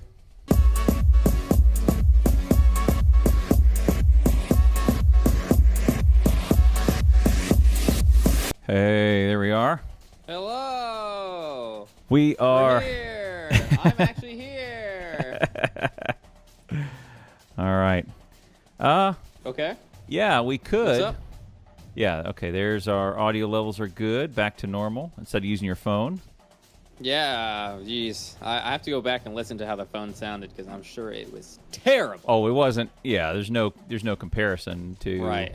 Sure wasn't like that, great. Print, what's up? I'm here. He's here. Woo! So. Harvey Survivor. Right. I did not die, everybody, contrary to popular belief. Rumors of my death have been greatly exaggerated. What we could do is, like, everybody seemed to like the still photo that I put up of you. Oh, yeah? Yeah, so... You want to just pretend? we could just go right back to that. Okay, I tell you what. Kira. Go grab like a can, like a tin can, and kind of talk up. Yeah. I don't know if I have. I mean, I could just do this, or I can just talk into my can. Like That's that. close. That's close. Yeah. There, that's good. All right, yeah, guys, I'm still on my cell phone. The power went out. My house flooded. I'm underwater right now, actually. So. Yeah. Yep. There you go. He's a little bit green around the edges, but it's probably the best I could do in. Clowntown could never green screen. I don't know why. My stream, no green around the edges, 0 at all. Yeah. Clowntown stream, perfect green around me every single time. It looked like Green Lantern. Yeah, Green Lantern, yeah. Cool. No, I mean that's a great superpower. I could blow up the planet if I wanted to. Yeah, I'm down with that. Oh, cool. So, So you gonna give us any updates? So give us a story about. So here's the thing: is yesterday we were gonna do this, Yeah. but and Twitch was borked. That's right. Twitch was starting broken. at like actually, no. 5:30. Yeah, okay, so initially what happened? Twitch was broken. We Right. literally couldn't stream on Twitch. Nobody was on Twitch. No one then. was. The top streamer on Twitch when it came back up had like 10 views. Yeah. So they were trying real hard. And then after that, we were like, okay, let's push it to our more standard time. So we would, just because other stuff was going on. And It's just not give Twitch a Right, minute some time to to work it fix out. it, work it out. We thought, okay, 15 minutes to downtime, we're all good, whatever, right? Right, it's not a big deal. But then my internet came back on, and Right. I was like, I'm going to go live immediately. Go I on. don't care where. Right. And so I was on YouTube for over an hour. And then, Right. and then Twitch was back up by the time, and I streamed on Twitch, and we had Twitch a over, right. fantastic comeback. Thank you guys for being there. You're amazing. Right. Well, think about this. Think about if you and I would have been doing this from your phone, and Internet came back up. and internet came back up. Woo! That would have been a great That would've moment been- to capture, right? That would have been a great moment to capture. Yeah. So- Ashley came in here. I was like, Ashley, come here. Ashley, come here. And she came in here, and I was like, look at this webpage. And she was like, is the internet back up? Yeah. And Do I was it. like, no, it's not back up. Yeah, and you had quite the day, or you had quite the evening last night. There was definitely, they I welcomed did. you back with open arms. Tell you what. 100%, man. They were throwing it at me. We Yep. had 5 new subscribers that day. Yeah. I got, let's see, I think this is $430 from various folks. Yeah. Oh, To, I mean, that easily made up for missing 3 days. Like, I think I would say if I made $15 every stream, I'd be pretty cool with that. Like, tip money, $15, I'm okay with that. $400 is insanity. That is nonsense. Quack Right. Z, the guys who contributed like $100+, guys and girls who contributed $100+, thank you very much. You're incredible. I love you. Seriously. Holy crap. yeah. It was great. It's not, I feel like I never have anything to say. Yeah. I'm just gonna keep doing what I was doing. You don't. You know? Like, how could I possibly say? What if, like, a stranger comes up to you and hands you $150? I mean, Thank you. You know, and Can I get some hearts in the chat? Yeah. Right. Yeah. If a stranger walked up to you, you were at Starbucks or something, and someone handed you $100, you couldn't turn to the rest of the people in Starbucks and go, "Hey, can we get some hearts in chat, please?" Can we get some love, please, for this guy right here? He just gave me $150 for no reason. Yeah. Thank you for making the dream work, guys. Yeah. It's awesome. People who tip your streamer, hashtag tip your streamer. People who do that, thank awesome. you. You the best. Yeah, you're the best. That's just great. Number one. And a lot of times it makes me happy that I'll talk to these people and they'll be like, oh no, I make enough money. It's not a big deal. It's just, I was gonna spend this money anyway. Right. Like if you're in that, that's for okay. So if someone were to ever give me money and be like, hey Badger, I accidentally gave you some money I didn't mean to. Here's that money back. Absolutely. 100%. I do this for a living and I still feel that way. Yeah. If you need that money, that's your money. This free content, 100%. Right. If you're gonna give me money, please take care of yourself first. Yeah. Always. I agree. Now, subscribers on the other hand, you better subscribe. You okay? hit that button every. you little It's bastards 17 better hit cents a that day, button. You all better right? hit that button. Okay. You can handle it. Yeah. Hey, so the interesting thing about that is, there's never anything to say, and it's good that like you and I have very similar attitudes about that whole thing. Like, look, we're here for we're your entertainment dollar. That should be Right. all the hierarchy of needs should be hit first before you hit us. We're so low down on there, right? Right. Shelter, food, water. I mean, all the sustenance stuff. Right. And then entertainment stuff is like if you would go out to a restaurant, right? Right. Or going to a Whataburger, I feel Right. like is also on that tertiary kind of. I don't need to go do this. I could go to Walmart and get a meal way cheaper than having it prepared for me. So, like, if you spend on that level, then maybe consider switching 17 cents a day to a Twitch streamer that you watch the most. Sure. I should do social eating. Man, I hate eating on camera. It's so awkward. Uh, Like the worst. Like of all the things I could do on camera, eating a meal in front of you. right. Like, how do I cast me eating a meal? Man, this I do it chicken every. has such a good taste to I it. do it every night. I hear you do it. I do it every night because I have to. I would have gone live 1 hour earlier than right now for sure if I could have, because I went straight from work to meet the guy who's fixing our dryer to straight to a volleyball game, and they were an hour. The other team was an hour late getting there. Straight to here. I mean, I sat down on the chair straight out of the car, and I messaged you. I got out of the car and I went straight to my desk and messaged you, and we go. So. Do you eat here? Is this the spot that you eat at mostly? Because we stream, yes. If we didn't stream, I'd eat in the other room. So I mean, so Ashley and I will go get a meal to bring back home, and we'll put the meal down on the table.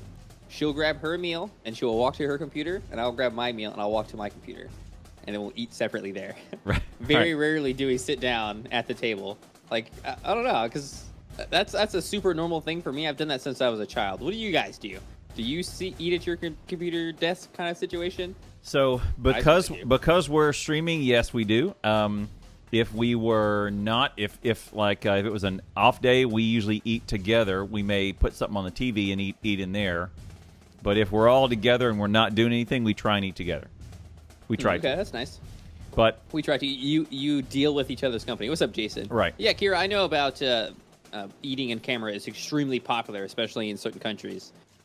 Definitely, it wouldn't be a poor business decision to branch out and touch that aspect of the live streaming world. I just don't think I want to. I don't feel like that would be something that fits me. I would just be like, yeah, let me, because when I eat, I'm like, okay, yeah, I'm done eating now. Right. Well. Hello, how are you? Yeah, you're a little bit of a different case in that regard. I was trained to eat quickly, okay? Right. And that's kind of a hard thing to put down. I mean, eating food is cool and all. Generally, eating food, sleeping, brushing my teeth, using the bathroom. Those are all super mundane tasks that I don't find a lot of enjoyment in. Right. Some of them no enjoyment in. So particularly brushing my teeth, but you do it anyway, right? So when I'm doing those things, I want to get them done as fast as possible to get back to doing the things that I enjoy. Something you were wanting to do or had to do or anyway, whatever, right? Yeah. I'll be sitting here working on Sony Vegas, editing a video, and I'm like, I really have to use the bathroom. I'll wait, though, because I really want to finish this specific task that I'm working on. Right. And there's no reason behind that. It's totally an emotional response. I won't save time to being working, because the bathroom is actually right there. Yeah. It's so close by. There's no travel time necessary. Right. And but there's a mental exercise of stopping what you're doing to go do it, right? It's like, hey, I'm doing this thing and I'm kind of focusing on it. Let me get to a good stopping point where I feel like, okay, let me put a button on this and then I can get up. Some sort of emotional click, right? Which I feel like never happens for me. Right, and it's hard to find that, right? Emotional button.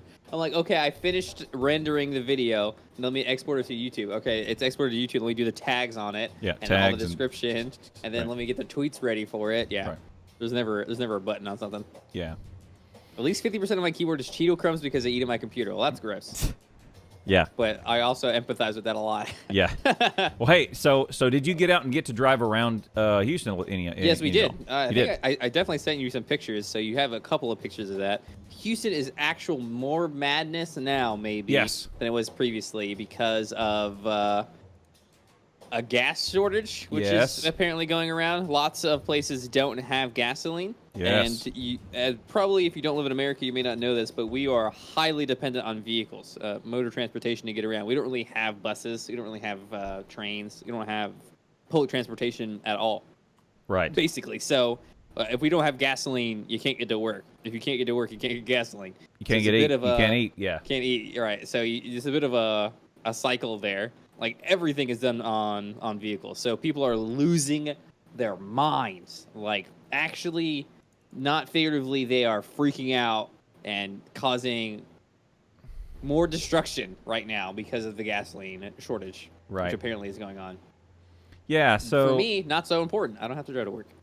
Right. And I can definitely work from home if I have to. See, I've got a slideshow here. Okay, I don't think I have these yet.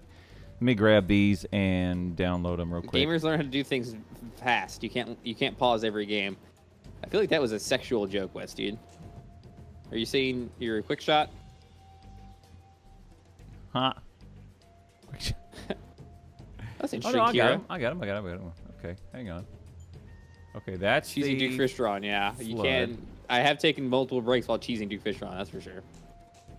Right. Time to start carrying Ashley. Ashley does have to go back to work tomorrow, so we'll see how that goes. She has full tank of gas. Hopefully, this will calm down and will. I mean, the fact is that Houston did get hit, and Houston is a major oil refinery. Yep. So, yeah. So there's a bit of an issue. picture number 1 that looks like some sort of flood zone. If you'll let it come up, and I'll switch over. This is the reservoir, not a mile away from my house. So that was previously entirely full. Like you can see some trees inside the reservoir there. It's not a great picture. You can see some trees inside the reservoir. Those trees grew when the reservoir wasn't full, and then previously this reservoir was up to the berm that you see on the foreground of the camera. I mean, it was really, really high up. Like it was flooding onto the street. And this is probably one of the things that saved my house from flooding, just the existence of this thing nearby me. So it was really good to see. Previously, where the trees were totally fine there, are now only partially submerged underwater. Right. So that was nice to see. We drove past that. I think I only have one photo of this, but the biggest thing that we noticed when driving around is honestly that there is so many of our neighbors, like 10 houses down, a block down, that have furniture outside, Yep. that have insulation ripped out of their house, that they're basically they got water in their house and their stuff got destroyed. Right. Like, there's a ton picture trash. of something that looks like that outside. Yeah, there's even more of it. I could probably drive around now and get a lot more pictures. It's behind the houses across the street from us, so it's more like a couple hundred feet, Ashley says. Yeah, see, so that's just some of the trash that one person has put in front. There's like almost every house has this in front of it now, where they have just trash piled up out front, where it's trash. It was all destroyed. It needs to be taken away, and it's just gonna be sitting there. I mean, man, in our neighborhood, probably hundreds of thousands of dollars of stuff is destroyed in a day. Yeah. Because of water. Yeah. So there's so that's the so that's the kind of the thing is that I was thinking about that. If you had, I mean, blind luck that your neighbors got zapped and you like I said, 10 houses down, their entire house is gonna have to get re-insulated and right stuff. right Like it's gonna be a huge insurance thing. They're gonna have to work for years probably to get it back to where it was. Right. And there is not a drop of water in my house. Like I said, I think last time I said it was 6 feet away from being in the house. Right. Going back and looking at it, I think it was about 2 feet of water. Water would have been in our house. Yeah, that's nuts, man. Yeah. And Oh yeah, it's there. I mean, that's why I could not sleep, man. Like yeah. it was teetering on the border of just ruining our life for the next couple years. Right. It didn't help that you went on. You did one of your deals where I just can't sleep. I'm gonna stay up till 6 a.m. Yeah, that night I did that. Yep, that's exactly what happened. Right, and It's then just like, okay, suddenly the next go to day bed. is crisis day, right? Yep, it was a heck of a storm in in metaphorical and literal ways. Right. And there's the other picture you sent over. With it looks like the bayou is now down. Oh yes, this is considerably lower than it was, right? See the picture. So that leads into our bio. That previously was up to those rails. Oh yeah. Yeah. All the way down, right? Throughout the entire thing. It rained so much, guys. It is actual insanity. Yeah. No how much idea. it rained. It dominated our city. Like, we are going to be reeling from this for the foreseeable future. Like, even right now, the waters are receding and the gas shortage is a thing. This is going to get worse, okay? It's before it gets better right now. Yeah, so a couple things that I am noticing is that, so one thing I saw, here's, I'll show you the draining of the city here in a second. I have the cycles of the Transtar map coming through, so you'll see this first. Yeah, quack. So that was 3 days ago. The one you see now is yesterday, and then I took this other screenshot today. So that is Tuesday, Wednesday, Thursday of the progression of water Nice. blockage in Houston and the fixing. So look at Tuesday, just screwed. You can go nowhere, and you can go nowhere on no literally trapped. freeways. You're trapped. 100% trapped. Because And- you can't really get around in Houston without using the freeways. Right. It's madness. Yeah, and it's Quack- tough to do that. So much water was poured down on us. I think that it's to the point where people can't fathom how much water fell. Like to sit down and be like, X amount of water fell. That doesn't. It's like space, right? You can't even perceive and understand the amount of water that fell in the city. Right. Like really, the best way to understand it is look at the impact on the roads, right? Like it destroyed Houston. It Right. totally wrecked it. Yeah. It was shut down for days. Like, actually, let me check if Whataburger's open right now, because I think that after this, tearfully, I'm going to go order my usual Whataburger. Yeah. Hopefully. Man, it has been really stressful. Yeah. Yeah, it has. So, so here's the interesting thing about this is that I do have a screenshot or a picture of this, which is pretty interesting. I found this on Imgur. Whataburger is still not open, man. Man, It just feels like life is never going to get back to how it was. the horror. Shady, this is the most catastrophic natural disaster to ever hit this country. Hands down. It will have the biggest impact ever on the United States of America for any natural disaster in the history of it, which isn't very long, but still. All right, so let's look at this guy. So this guy, I saw a picture of this on Imgur, and this guy, what he's doing in there, it was someone put up a picture of their dad. So I think it was some young lady. She said, "Hey, give it up for my dad." What he's doing, halfway buried in there, is that he's going around to all of the gas stations, and you know how they load their gas in the ground. Right. Well, he's pumping water and gas out of their contaminated gasoline out of all of the drains. Okay, so they can actually start functioning again. Because So if it has water in the gasoline, Done. that is no longer functional gasoline. Right, done. That is going to get cut. Right. So they said she'd been up for 2 days. He'd been up for 2 days, and he and his crew were just finishing up Corpus on Tuesday. Right, Corpus Christi. Right, because they said he's got one night to sleep, and then they're sending him to Houston to go do this same thing to all those gas stations. So Shout out to the guys, the utility guys right now, because they are working hard. They Yeah. for real are working hard. I hear that they get double and triple and quadruple pay for disaster stuff. Earned it. I hope so. Earned it. You pay them whatever. Yeah. I'm not. I guess I'm not technically paying for it. I hope that some of my tax dime goes to helping these guys out, or because they are fighting right now. Yeah. Like to restore power, to restore electricity, to get the gas back working. This is the lifeblood of this city. And if it's not there, people will start killing each other. Oh, yeah. It's gonna get if it's not fixed, it's gonna get worse. Right. Right now, people are literally riding on the hope that they'll be able to get back in their house. They'll Right. have electricity. They'll have air conditioning, because you will die in Texas if you don't have air conditioning. It's definitely hot outside. Right. This guy's working next to cement. The sun is beaming down on him, Humid- hitting the cement, humid beaming sun. back up, Yeah. hitting him again. Yeah. Right. So this is not an easy job for any of those guys. Right. And so this is the thing, is that the good news is that yesterday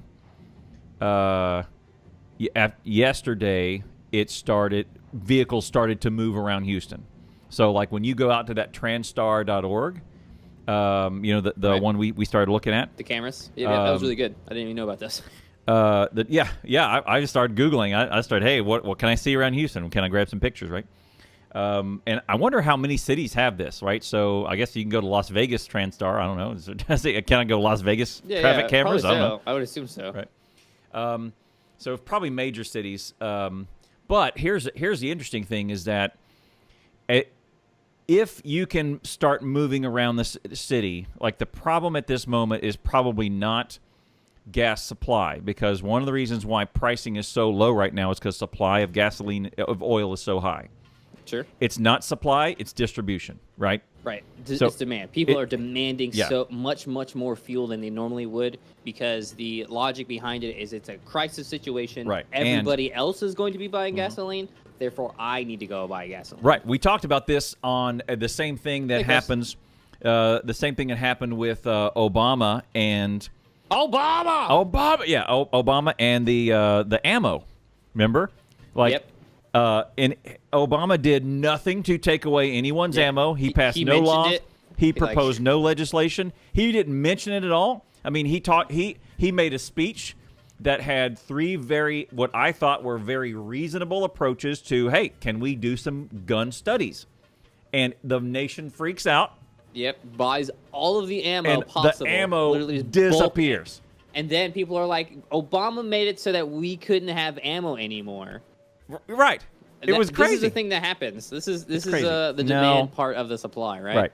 Right. If our demand suddenly massively explodes, supply is not going to be able to deal with that. No. Yeah.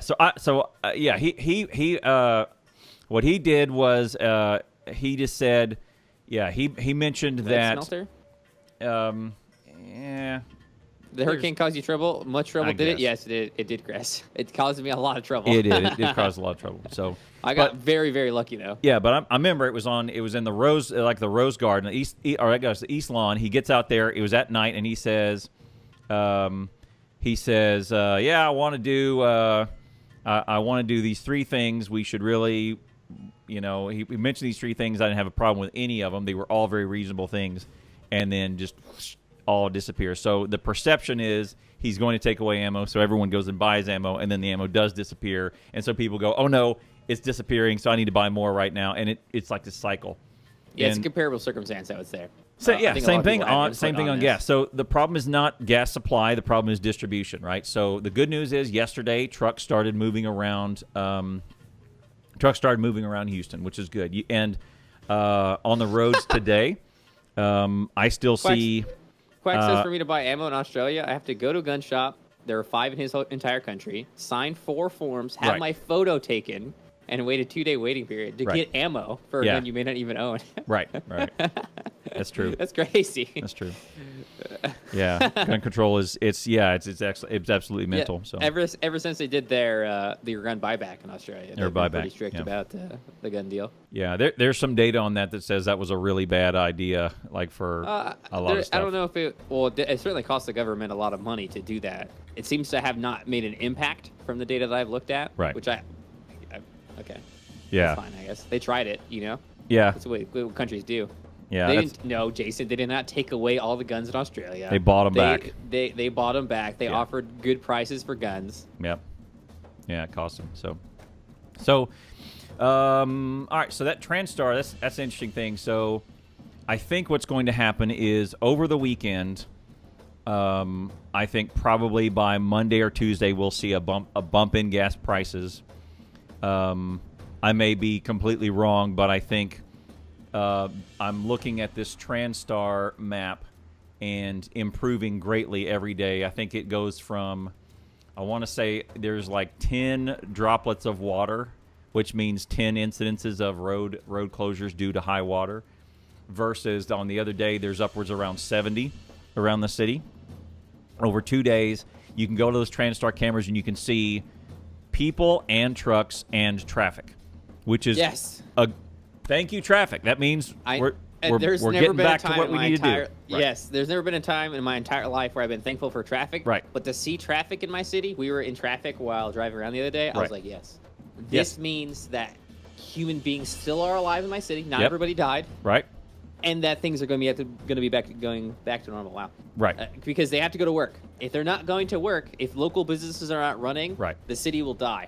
Right. I would say from a monetary business, this may be bigger than Katrina monetarily, but from probably people affected. I mean, Katrina was not, or New Orleans was not up and running in 3 days. Right. For sure. No way. It definitely did not bounce back as fast. I think 30,000 people were evacuated from their homes, something like that, which isn't an insane amount for a city that has like 6.2 million. Right. Or something. I think I want to say I haven't looked that up. Right. So that there's not a whole lot of people that were absolutely had their homes destroyed in Houston, south of Houston. Right. I mean, that's a war zone. South of Houston is a tough. You're right. It's a whole different whole ball other game story. because levees were Yeah. busted and whatever. But that's Well, I mean, not. the winds there are nuts. Like the imagery from some drones they have flying around there, you could just see the wind just like Yeah. anything that had any height to it whatsoever is just knocked over. I think the biggest issue was that it got wet. The ground got wet because it rained. Yes. And then the high winds came, and Yep. then trees were Soft ground. just Yeah. uprooted and thrown at people. Yeah. They just flying through the air, people. Yeah. And I think most of the deaths are usually from projectiles flying through the air at high speeds. Right. Yeah. Oh, yeah. I guess Ron White, comedian Ron White, has a small bit. He says, "It's not that the wind is blowing; it's what the wind What is is blowing, blowing." right. He says, The wind itself isn't Yeah. dangerous. It's Yeah. what's carrying. and he says, for instance, if it's blowing a Volvo at you, you know. So Yeah. There you go. Yeah, I don't know if they've lifted up cars previously, but it definitely has thrown trees. Yeah. People have died from trees as reported. So Right. My my Gloucester buddy, is my south of Houston. I didn't realize. I have a buddy who is in he's out in the town Seguin, I guess, out there, kind of in between San Antonio, Austin, San Antonio, Austin, Houston, a little town out there. I think in Houston, most of the deaths were from drowning. Yes, Toaster. I think south of us, definitely from high winds. Outside of his business, there's like all these new trees that they planted maybe like 4 weeks ago, and so they still had the support things up, and the trees and the supports are all like this. Just slanted. they're all just this angle. It's a funny. They're all live. They made it. They made it. But it's like, Well, that's it's like good. this. Yeah, It's pretty scary to see that. they're just tilted. I said, hey, make them leave them. That's gonna be awesome. That's gonna be you're gonna Look at have this. these like a collector's edition stamp of a time Made by stamp of Harvey. history, right? Yeah, that's true. Yeah. It made by Harvey for I said, sure. leave them. It's gonna be great. Apparently, drowning isn't such a bad way to die. I think most people who drowned were children and the infirm. Yeah. There was a 6-year-old police officer who was trying to get to work, and he drowned. I think it's just people who drowned weren't 100% healthy. That's why I think there's like less than 30 cases of death in Houston right now. So I think that's really good. Actually, Yeah. that sucks. I'm happy with that number. Because you can put 30 people on a plaque, right? Right. You can put if it was 1,000 people, if it was 100 people, it's a lot harder to narrow down. It's Yeah. just I'm happy that not many people lost their lives. It Yeah. feels. I mean, any of the loss of life is terrible. I think Houston handled this really well. Yeah. I'm pretty proud to be in this city. Yeah, and it did. And here's the thing: is that it is what happens in the moment. But I will tell you, this sort of thing is years in the works. This doesn't happen overnight. Like you know, New Orleans suffered greatly from no planning and all kinds of short-sighted thinking. From city management and state management, pretty horribly. Houston does not have that problem. Houston has almost always had really good city managers. And I mean, our city planning is 10 out of 10. I would say good city Just- managers, good state managers, all of that. So I think you can really tell this just by our road system. I hate the fact that we're so dependent on roads, but our roads are actually really good. yeah, For the 100%. amount of people that they handle. The whole loop system is fantastic. Yeah. Because I do the same thing in City Skylines. Right. So look here. I'm just going to click through these. Look, you can now see where we were seeing 4 days ago. You were seeing these things underwater. I'm just going to click through these. Right. Actually underwater. Actual cars. Would you have to be not healthy to drown in most cases? It depends. Can you swim, watermelon? Right. Are you capable? Can you tread water? Can you float? Yeah. I could float. I can tread water. As long as I'm not panicked, I'm fine. Yeah. And the gas stations empty in San Antonio, right? Yeah. It's Yeah. demand and maybe perceived demands. Okay, so the thing about this is and it's going to be across the United States. It's going to have nothing to do with the areas affected by disaster. It's more the perception that Yeah. the area affected by disaster is our major point for fuel right. refining. So think about San Antonio. Look, we're in San Antonio. We order gas once every 2 weeks because that's how much we usually do. You know, we fill up every 2 weeks. All right. Well, suddenly everyone goes, there's a crisis, and then suddenly it's gone. And it's like, wait a second. I'm still servicing the exact same amount of people. Right. Right. My It hasn't neighborhood didn't increased. change. 1 million people didn't just move into my neighborhood, and or I didn't have like an event where, like Bonnaroo. That's the only concert I can. Or Bonnaroo didn't come That's through. the first concert you thought of? Yeah, I don't know. I couldn't think of a concert. Yeah, or some sort of festival come through, and we just sold a bunch of gas because it's a one-time deal. No. Right. The same people. These are normal people coming. Normal people just went, oh, we need it right now, and so now I've sold my 2-week lot in 2 days, and now I got to put cones up. Right. I got to tell people there's no Which anything. I mean, which they're buying drives everything. it more for the station down the street, and it cascades this panic. Right. So, yeah, it's weird. Right. It depends what's going on, guys. Yes, Yeah. you're right. Healthy, strong swimmers might still get knocked on the head, or the water could be flowing. Some Most of caught, these people yeah. drowned inside their cars who died. Yeah. They literally didn't get out of their cars and they died. Right. I don't think that people were getting pulled under by the current. Definitely some people probably did. It's Mostly, if you go look at the death toll, it was young children, older Right. people.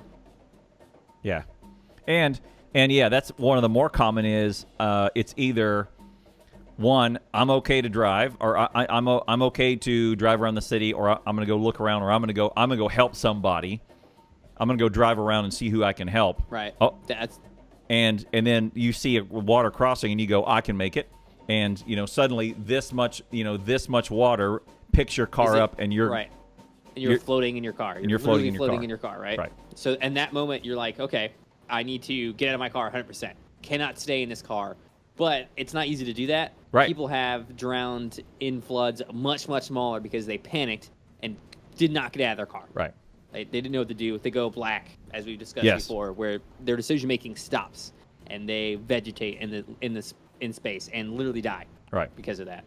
So And then there's a thing that could happen too. Even if you were, because that's like I said, if you don't panic, you can swim. But even if you were who's that swimmer who won a Phelps. whole bunch of medals? Phelps. Even if you're Phelps, if you don't swim, you're still gonna drown. Yeah. Right. If you fail the activity of actually swimming. Right.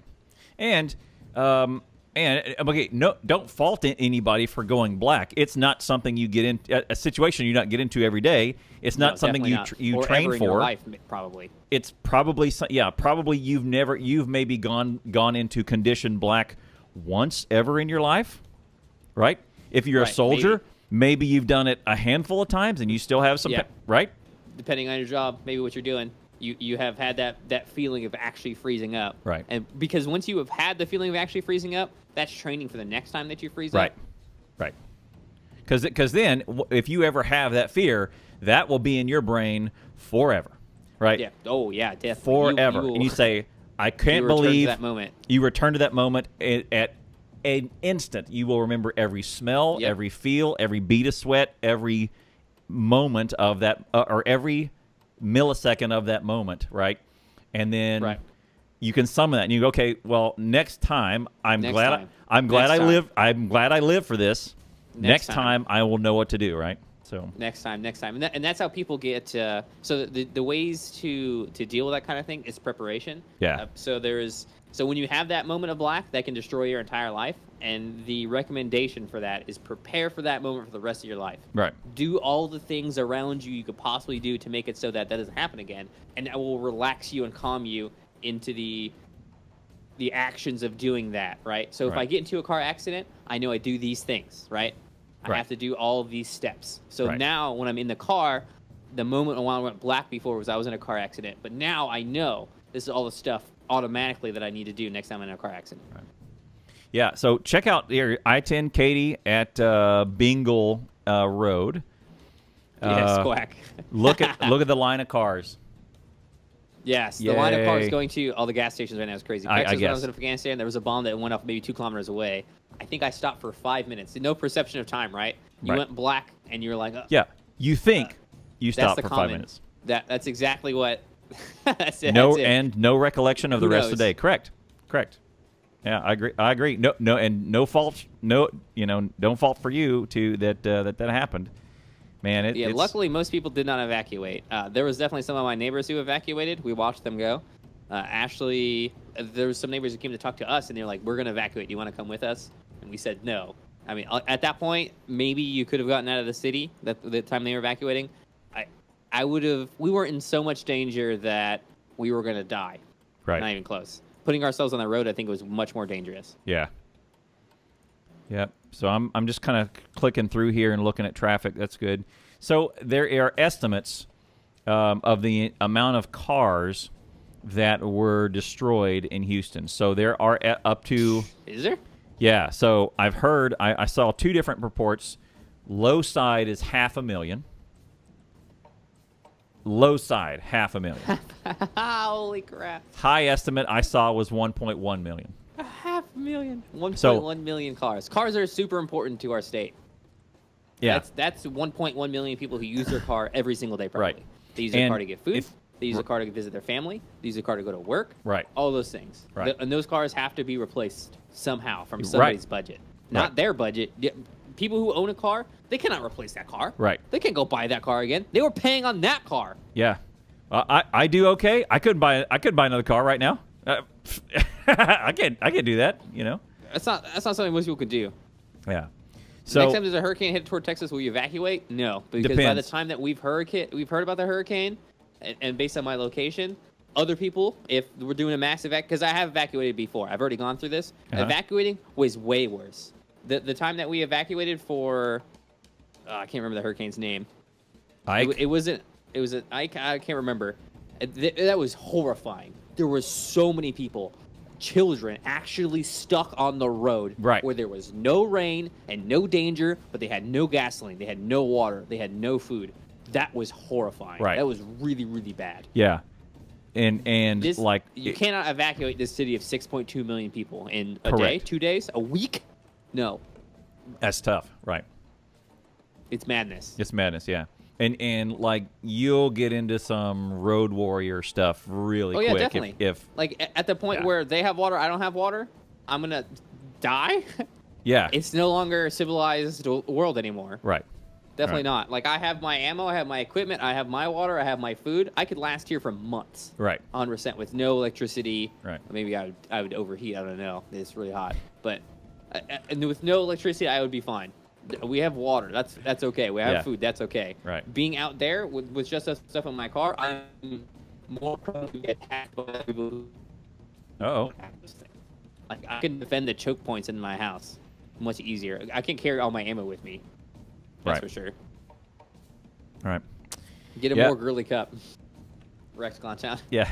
I have pink and orange, is the color man. of blood, by the way. Pink is the color of blood when you get on your clothes and you wash it. It goes pink. In Rome, men would wear pink because of that. Oh, well, there you go. P.S. All right. Yeah, so... In a time where we actually killed each other. Yeah, so let me look through I-45. This is the North Freeway between the one you take from Houston to Dallas. I'm just going to scroll through here. There's traffic. A bunch of them. That one's looking up at the skyline, I think. Traffic hype? Camera. There's some. Let me remember Shepherd. I'll come back to that one in a second. Yeah, I see some traffic. Uh-oh. Got some Discord. Got some Discord trouble. Can you hear me okay? It's choppy. Choppy standby. Let me check my bandwidth and throughput. Standby. All right, I'm back. Oh, okay. Sweet. Is it better? Yeah. Yeah. It's great. All right, cool. That's why they're putting Mr. Roboto in there. I see. Oh, right. I love how Twitch chat gives feedback. Instant. No, well, it's instant and also covered in a layer of sarcasm. Yeah. Yeah. A pinch of salt. Like a pinch of salt. Mwah. Pinch of salt in there. What's the meme with the Italian dude? Oh, yeah. Yeah. Snaz? What does he need Snaz for? A timer? That's what you use Snaz for.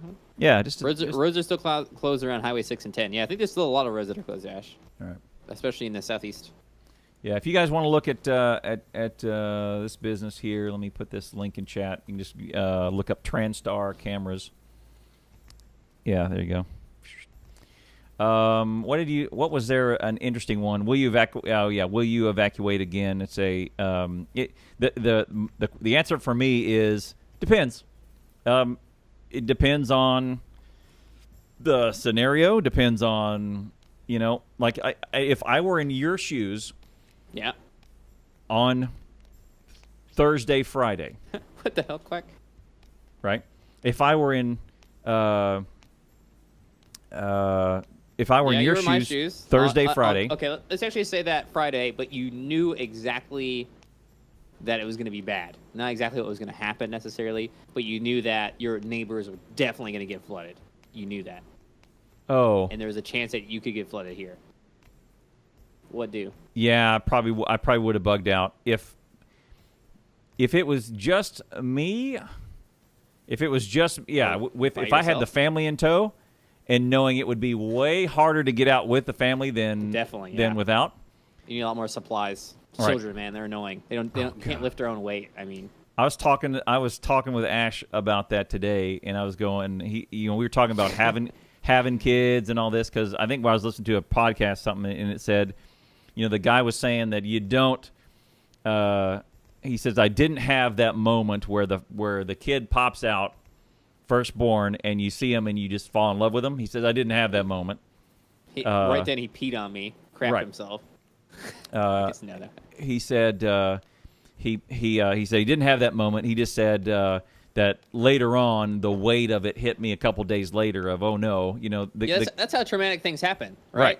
They happen, and then the brain takes some time to actually fully understand and process the situation, right? And then the full gravitas of the situation hits you, because that's how we deal with traumatic circumstances, right? Like even when I was on the phone with you and the water was high around my house. We're like, oh yeah, I'm swimming here. Oh, as soon as I can get to Waterberg, I'm going there, right? That's the way you deal with these situations is by almost not accepting them for how they are and just going through the motions of dealing with them. Right. Did we talk on Saturday? Did we do a show on Saturday? I'm positive we did a show on Saturday. We did. We did. Yeah. It was during mine. It was during mine. I mean, yeah. That was that was the most impromptu of them, because it had to be done. I needed to get an hour in. Yeah. Okay, yeah, that was at that point, water was still around my house. I couldn't have left if I wanted to. Like, if I didn't have food, if I didn't have food, we wouldn't have eaten. Right. I mean, we had food. I mean, like, yeah. we could have gone anywhere. Yeah. So yeah, I think you evacuated with it for a previous hurricane. Never again. I mean, it's tough. And here's the thing: is you want to go either before the evacuation order, or you don't want to go at all. I mean, it's like playing the lotto, though. You want to go before there is a problem and everyone's aware of it, so you're not aware of it, right? Or you want to sit through it, right? Right. So like either way is a risk, 100%. I remember. What about looters, hoodlums, people trying to break into your house? Yes. It sounds like you were not much of a concern where you were at, but I expect you to be ready. Yes. Right. 100%. There was a reason I was sleeping in 2-hour shifts, basically. Yeah. I would say that it was not someone not awake in our house during the most intense parts of it. Right. After Sunday night when I went to bed, I think I slept for 6 hours flat. And that was a good sleep. That was good. Time. Yeah. I definitely had all my gear ready. I had my firearms ready. It would have taken 12 dudes to get me down. I tell you what, because I had enough ammo. It's right. They better come in here quick. I don't know. Fast and in a hurry. I don't know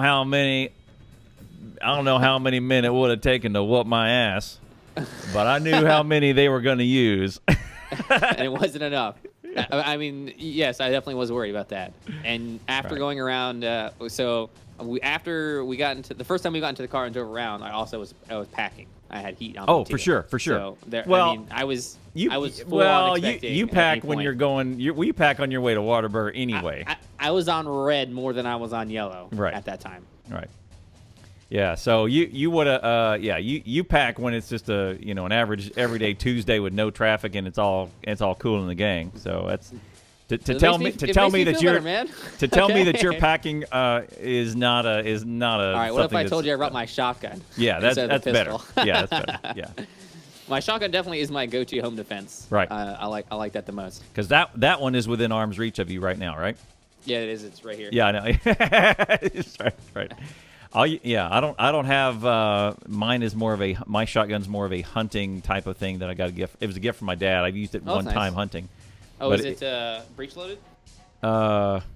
No, six on the side. Oh, okay. Yeah, Oh, or so no, it's sorry, two. six It's two. underneath. It's a 2. Okay. Yeah. That's a hunting shotgun? Nah.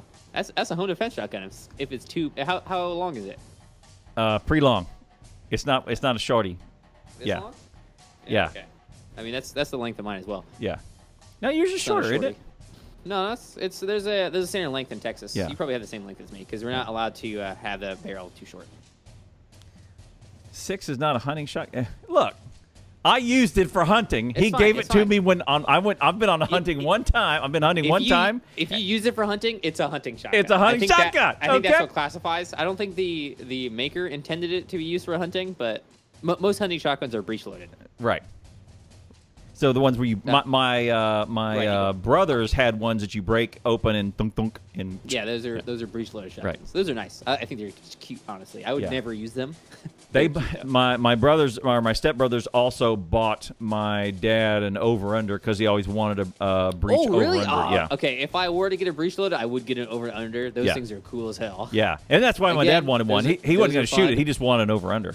I mean, yeah, they're cool. Yeah, Like, they're just be like, cool. hey, look at this cool shotgun I have. I've never fired it before. I have no reason to do so. Right. I don't unless I went hunting. But yeah, breech loading makes you feel tough. Exactly. Quack. Exactly. That's it. That's Exactly. all. That's it. Tube Yeah. loading way more efficient. You get way more rounds in the chamber. Yep. It works great. Breech loading. Yeah. And the rounds, the shells go out the Yeah, back. do And you that. just feel like a And they go badass. out and they're smoking. Yeah, they're smoking. You're just like, yeah, that's Yeah, right. that's right. What's up? What's up? It takes me a lot longer to reload, but I feel really cool Yeah, while I doing feel it. way better. Yeah. Also, that's what Ash Williams had in Army of Darkness. Army of Darkness. Oh, did he have a breech loading? He one? hit, well, Yeah, I he think so. he had a breech loaded one, and you see him one time that whole movie loading his Reload? shotgun. Well, And yeah, it's breech an loaded, action but movie, he can not shoot it. as much as he wants. Yeah, he shoots as much as he wants, right? It's an action movie, not meant to be a realistic movie. Right. I think that's fine for that movie because I also noticed that when I watched it. I was a kid when I watched it. I was like, this Yeah. guy never reloads his gun. That's a thing, right? Yeah. But it's not that kind of movie. You so, see him reloading it one time for the cool effect. for the cool effect, and because he could go, he goes, okay, she bitch, let's go. And the only reason he was reloading such a it good movie. is for the click. Yeah. Right, that's for the that's the only sound, reason. for the It's effect, sound. for the feel. Yeah. So a lot of my friends who also have home defense shotguns prefer to have their shotgun without a round in the chamber, without a it's not a round, without a slug. no, it's not a slug either. Slug is a type of round that's fired. I always forget the name of these things. Whatever, the round. They prefer to have the round out so they can go the chick chock noise. 'cause Yeah. that will usually scare off an invader. Yeah. Not me. Not Okay. chambered. Not yeah, they prefer it not chambered. Not chambered, I prefer right. mine chambered because I don't want to make a chick chock noise. Right. The first noise you're gonna hear from me is Boom. Well, you're not gonna hear it. You're not gonna hear it. You're not even gonna remember it. Yeah. Shell, yeah, I think Shell's right, Ash. Thank Yeah. you. My dad. My mom tells a story about dad getting up in the middle of the night because there's. Oh, I remember what it was. Okay. So they had a in their living room, they had one of those motion detectors with the alarm. Okay. So before you exit the Okay. room, you have to go disarm the thing, and then you can walk into the room. If you Okay, just yeah, walk in, the alarm goes off. Okay.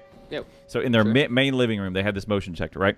So it was my mom's birthday, and she got a little thing with about 6 balloons on it. It was happy birthday.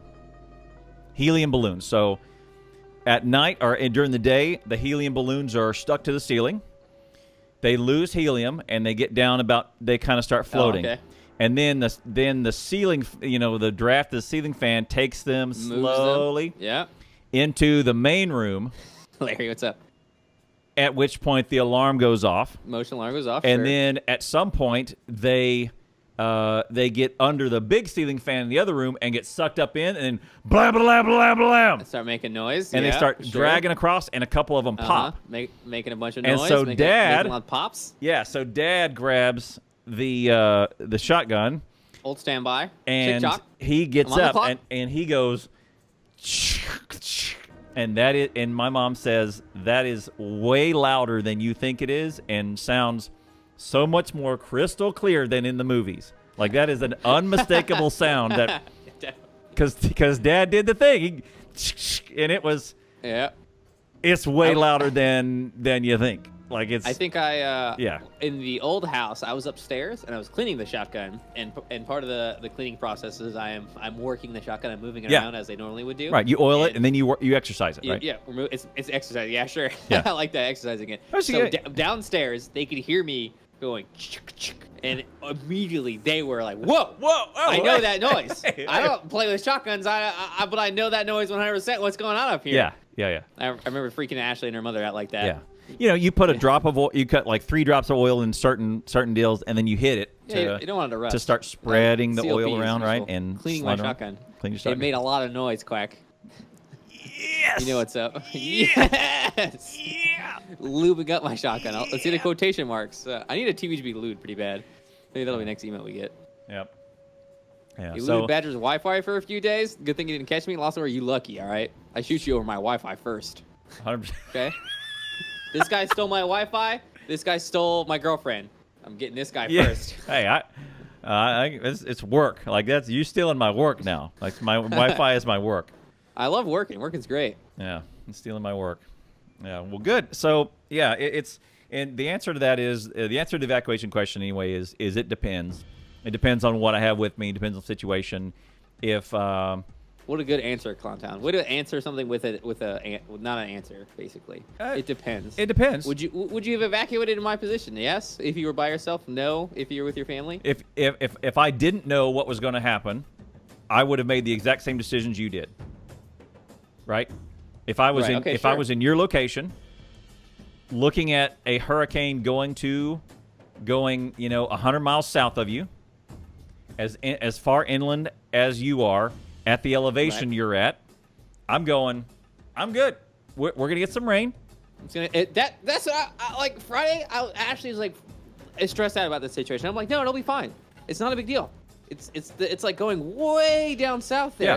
It's not even close to us. Mm-hmm. Why are you worried about it? Right. Like that was my mentality up to the time that water was 2 feet from my doorstep. Right. Oh, I understand. Yeah, I would have done the same thing, and then I would have been. So then, about the same time, I would have started freaking out. How is this possible? Yeah, this doesn't make any sense. The hurricane is way. What? Where is the eye? It's way down there, and we're way inland. This shouldn't make any sense, right? Yeah. Oh, 100%. Right. I would have been the same position you guys would have been. Quack, you just got me in so much trouble. I hope she didn't read that. I really do. Quack. This is Ashley's house. She owns this house. Oh yeah. Okay? Oh. This is her house. So she could be like, get out, and then I have a month. Right. And that'd be it. So I'm super glad that Ashley did not have to, and that house stayed there, because that would have been You what? That would have been heartbreaking, right? It would have been heartbreaking. It would have been terrible. We haven't been in this house a year. Yeah. Oh, unaffected by storm, other than I see a couple lines at some gas station because of some panic, but there's still plenty of stations that are open and all that. Jason, you will be affected by the storm. I want to tell you that right now. Yeah. The gas prices in your state are going to skyrocket tomorrow, the next day. Sunny skies where I am. No rain. I mean, we looked at the national radar, even on Sunday and Monday. The only part of the entire nation that had any rain was the Great Lakes and Houston. That's it. Everything else was fine. There was not a cloud in the U.S. sky other than over the Great Lakes and Houston. It was it. So Larry says, what evidence? Fine. Sorry, Larry, for which of these random statements that we made would you like evidence for? Yeah. You should know by now that we just talk about and say whatever we want without evidence necessarily. Well, I would say this channel is definitely not backed by science sometimes. Yeah. Sometimes we're like, I heard. Okay, so I do not need to tell all of you viewers that I am not a doctor. I am also not a scientist. We talk about medical stuff. We talk about all kinds of stuff all the time. I am an engineer. However, I have not engineered in many, many years. I can stream. I can kind of do some jujitsu, and and we'll talk about it like we know what's up, baby. I know some stuff about the foremost experts. I know some stuff about Microsoft technology, and that's about it. So when I say, gun control statistics say that, 100%. Tell you with a grain of salt, okay? I'm not a gunologist, right? Gunologist. Holy crap! We should have little things underneath us that say gunologist. Yeah. And or you know, Scientologist. anytime. What would be awesome Lawyer, is instead of, did you ever? Okay. Did you ever see an old cartoon called Shirt Tales? Shirt Tales? No, I have not. Tell me about this Shirt Tales you speak of. Shirt Tales is an old cartoon. The reason why I snapped to it is, one, they had a cool car that they all flew around in, and two, I think I have.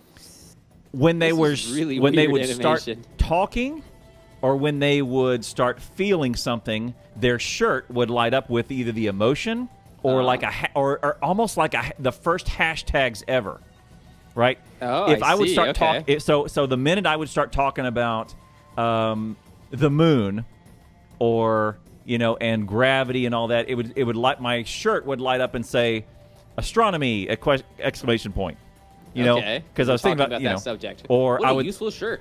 yeah, and it would kind of be like it was probably the first bit of hashtags that you would say, which is the statement I'm saying is kind of summed up by this hashtag, and they would have it, but there weren't hashtags. It was just like a little statement. They were in these little shirts, right? That's what should happen. Is as soon as we start doing some of these statistics or whatever, it should start popping up to the bottom of the screen.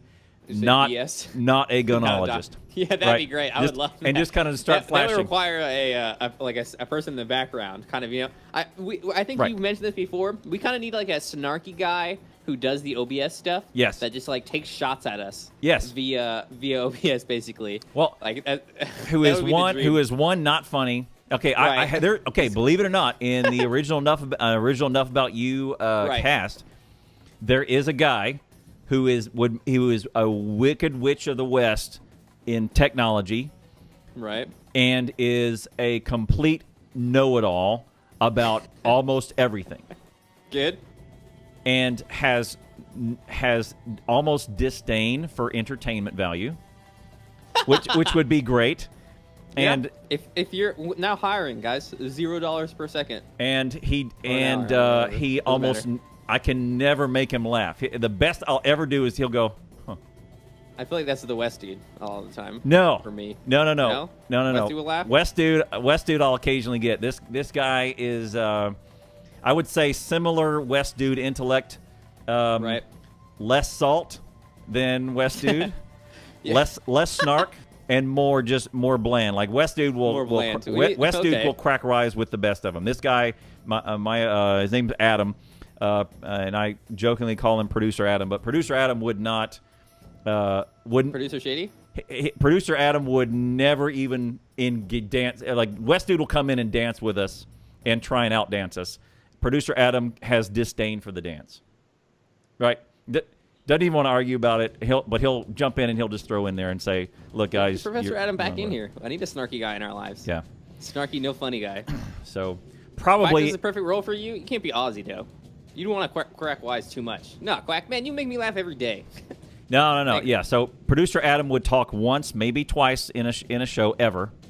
Right. But kind of handle all this other stuff, but actually would start flashing crap up here on our like down here at the bottom of the screen when we start talking about bull crap. I like that idea. Like if I ever make it, like I get to have some employees that we're doing such a good. That's the first guy I'm gonna hire, someone to do all the OBS nonsense for me, because and you do it too. I find myself looking at my OBS to make sure that it's okay very often, because it's easy to not. Okay, actually, yesterday when I started my stream, I was muted on Twitch. Yes. Just because I transitioned from YouTube, closed it down, muted myself, brought up Twitch, started going immediately, and didn't unmute myself. So I spent 15 seconds muted. Oh, that's all? People had to tell me. That's, no.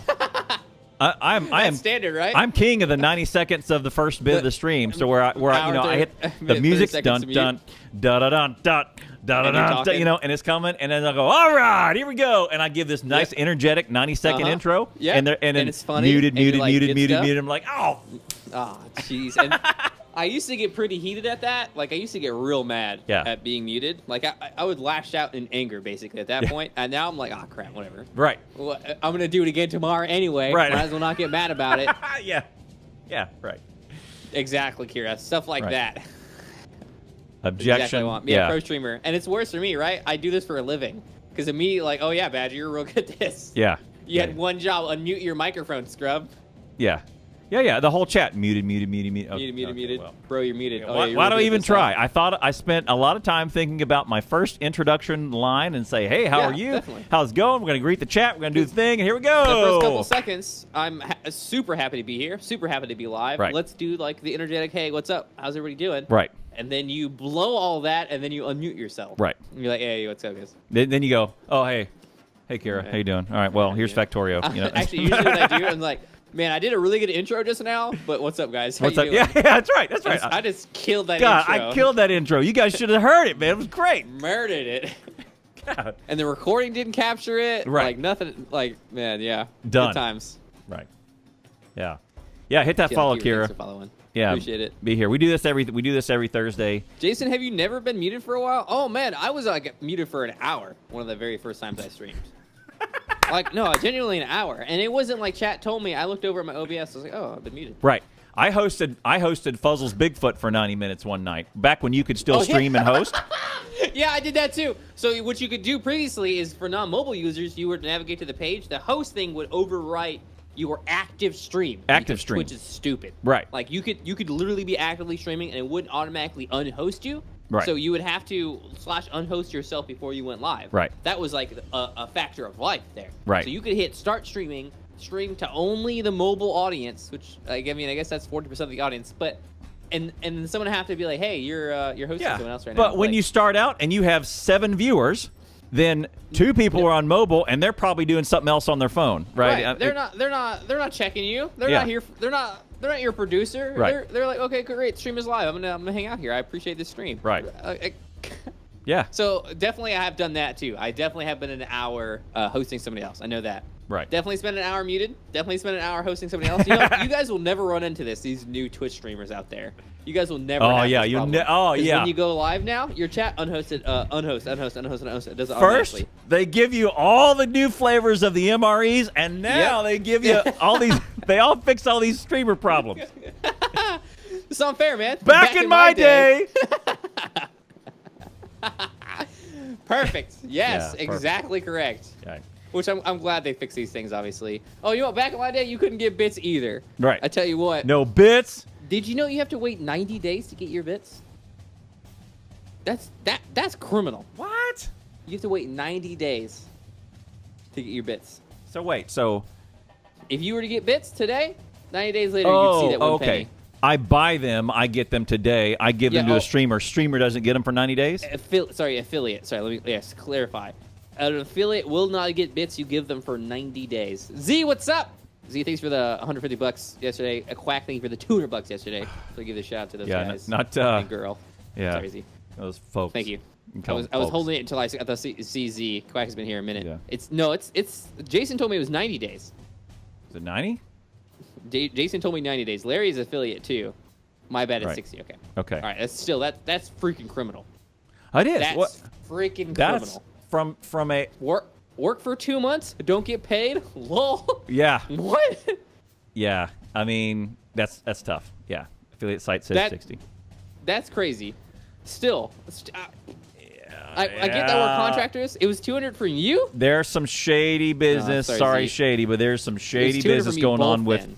That's right. You did do a 5K bits. This is money that I gave to you, but this third party intermediate is going to hold it interest free for 60 days in a non-interest bearing account that you don't get to have any benefit. Whoa. That feels dirty, right? It feels super dirty. Like it takes me 30 days to get all my stuff, but boom, after the month is over, I get everything. That I get. Right. I get the sub stuff because it's a subscription based service. It's a 30-day based thing. That's totally normal, right? That's because that is more like a paycheck. That's more like a standard paycheck. There are places that pay you 30 days. Every 30 days.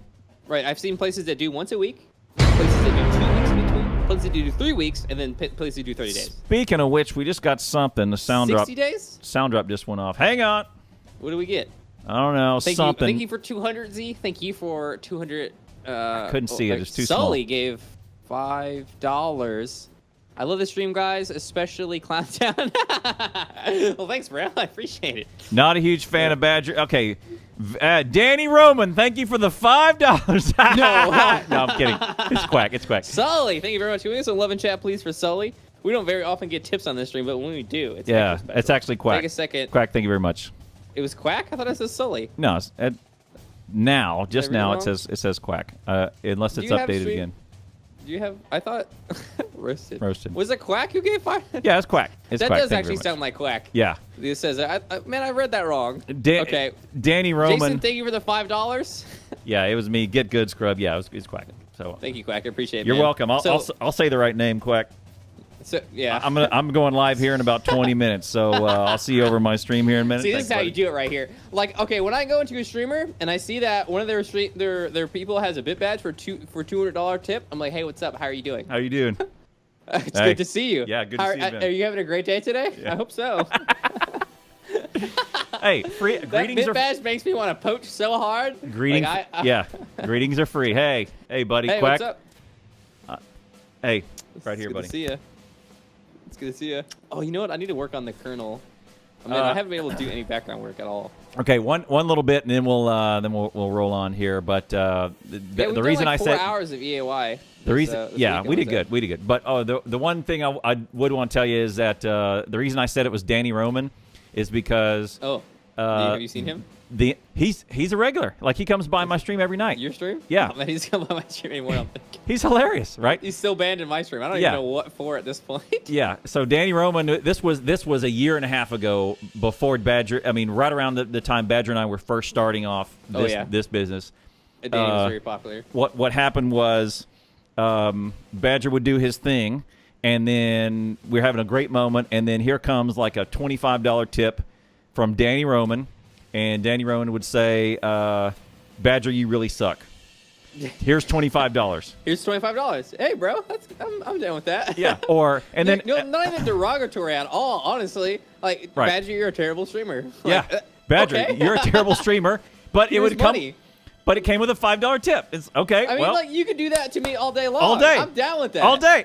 Like, that's like hardly. I mean, like, even if from a viewer standpoint, I'm right. totally cool with that. Right. Like, and so there's no way I could possibly have said, Danny, you're a hero. Okay? Yeah. So I asked Badger. I said, "Who is Danny Roman? What's going on with him?" And your response is, "Well, Danny cannot follow my channel rules, so he's banned. But he still tips me about a couple times a month." Yeah, and he's an okay guy. I've had a private conversation with Danny multiple times. Yeah, and he says, totally chill. Danny's a great guy. He just can't follow rules. He doesn't want to. He goes out of the way to break the channel rules. That's right. Like, and so it's not a big deal. He hates Factorio, so he comes into my channel and he goes, "Oh, this effing game again. This game sucks. This game sucks. Just like Minecraft." Right. And my buddy, Tokeland's buddy Spud is now, he's my buddy Spud too. I mean, he's Spud. Right. Spud comes in and goes, "What the hell, Danny?" And I'm going, "Spud, just don't worry about it. Don't worry about it, bro. Just roll with it. Water under the bridge, man." Yeah, I go, Danny makes me laugh, buddy. Danny makes me laugh. That's it. It's Danny Roman, Jason. It's Danny Roman. He's been around a minute. Right. Yeah, he's been around forever. And I go, hey, and so Danny says, "This game's really boring. This is going to turn into a boring stream." Hey, Danny. Good to see you, buddy. Danny, yeah. How are you doing today? Yeah, how you doing today? I have that all the time. Buddy. I think, especially on YouTube chat, I'll have someone who I've never seen before come in and say something derogatory and be like, "Hey, how you doing today?" Yeah, what's up, man? And they'll never comment again. Yeah. That's all they had. That's all they wanted to do. Yep. And they're like, "Oh man, this guy wasn't even mean to me." Yeah. Hey, man. All right. Hey, Danny, what's up, man? Thanks for being here. I have no comeback. Kill him with kindness, guys. And if you're gonna be a streamer, just like with kindness. And Spud's sitting there looking at him and seeing the stuff Danny's kind of talking to me about. Angry, right? And Spud's tea kettle's boiling, and I'm going, "Spud, bro, you got to just roll with it, buddy. You're taking this wrong. Roll with it, buddy. Be like water, my friend." Yeah, I said, "Hey, he makes me laugh, man. He's funny. He's been around forever. Don't worry about it." Man, water is really tough. It's a strong material, I tell you what. Yeah. Intangible will kill you. Yeah. And and that's anyway. Yeah, you just gotta do it. Jason, Danny, you deal with people talking crap in your chat better than I deal with people talking crap in your chat. But it's not even. But Danny's not even talking. He's not even talking any noise. He's just. Really, he's not. He's not. It's like something a 6-year-old would do to his friend. Right. Like, hey, your toy sucks. Right. Or it's dudes punching on each other. Right. Or flicking each other in the balls because it's funny. It's as low key as you possibly could get. Right. It with is talking smack. It's very fun. It really, it is. Like you can do some intricate trolling. Right. Like, where you really try to get under someone's skin. That's not the intention of most people. Yeah. Really, that's not what they're there for. So. Yeah. Well, guys, thank you very much for being here. I'm gonna go live right after this. I'll just tell you guys that I'm super stoked to have Badger back.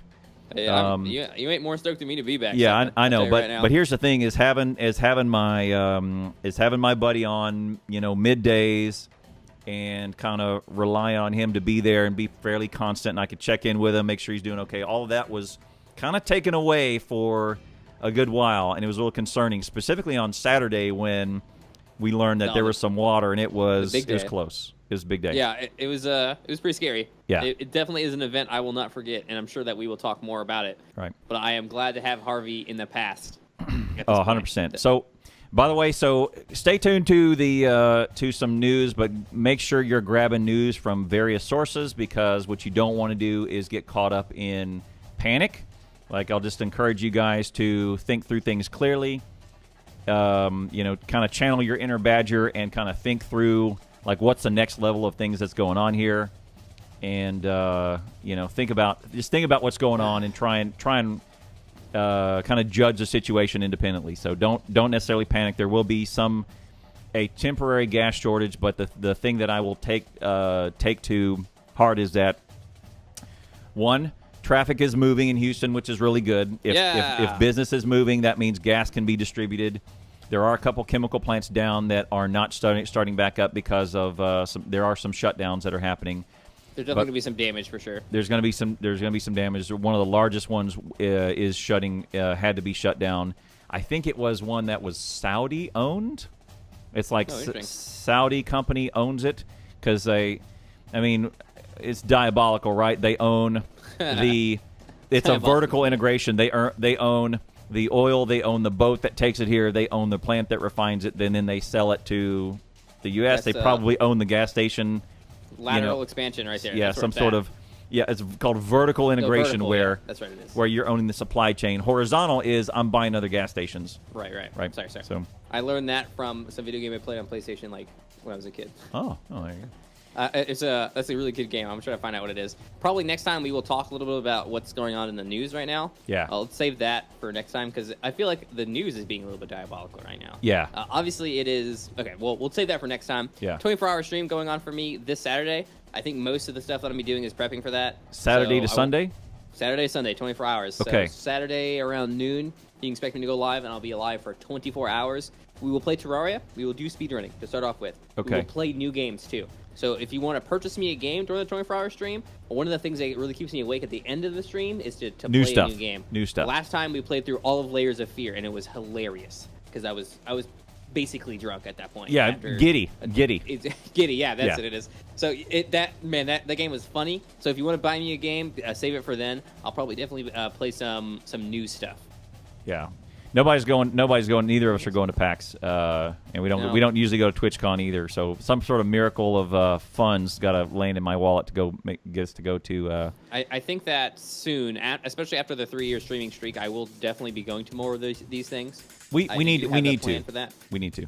I think that there is a lot of value to be had if you can effectively make connections to these places, because people are much more likely, people are just more likely to associate with you on the internet if they have met you in person. 100%. Like there's a weird thing that goes on there, right? Yeah. Like once you've shook someone's hand, given them a hug in person, you are so much more comfortable speaking with them and I don't know, having a relationship with them. Right. Like you and me, right? We did this for sure. Right. Let's meet up before we make we this had dedication. we kind of had to, right? Right, because what we've done is a dedication for what we perceived is the rest of our lifetime. Basically, we want to do this for let's as long as we possibly can.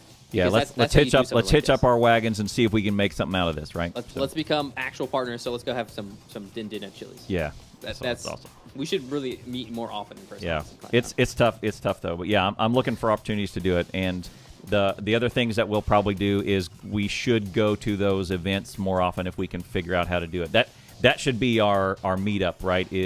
Yeah, that'd be great. Is 'Cause both we could meet save up on costs. Yeah, too, right. Yeah, Meet up that at some point. event, do the networking things, but then also have our time together. So that's Right, what and then we'll we do. can make content for this channel. Yeah, that's all that'd good be fun. plans. Yeah.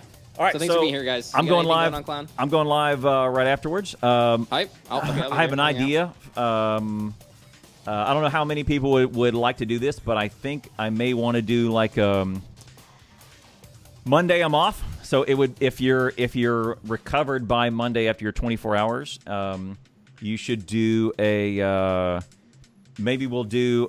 We've always wanted to do watch Next together and comment on it while it's going, and do. We totally dropped that, didn't we? And do the movie it's like, well, I don't know what we'll call it, but some sort of something commentary. Clown Badger Theater.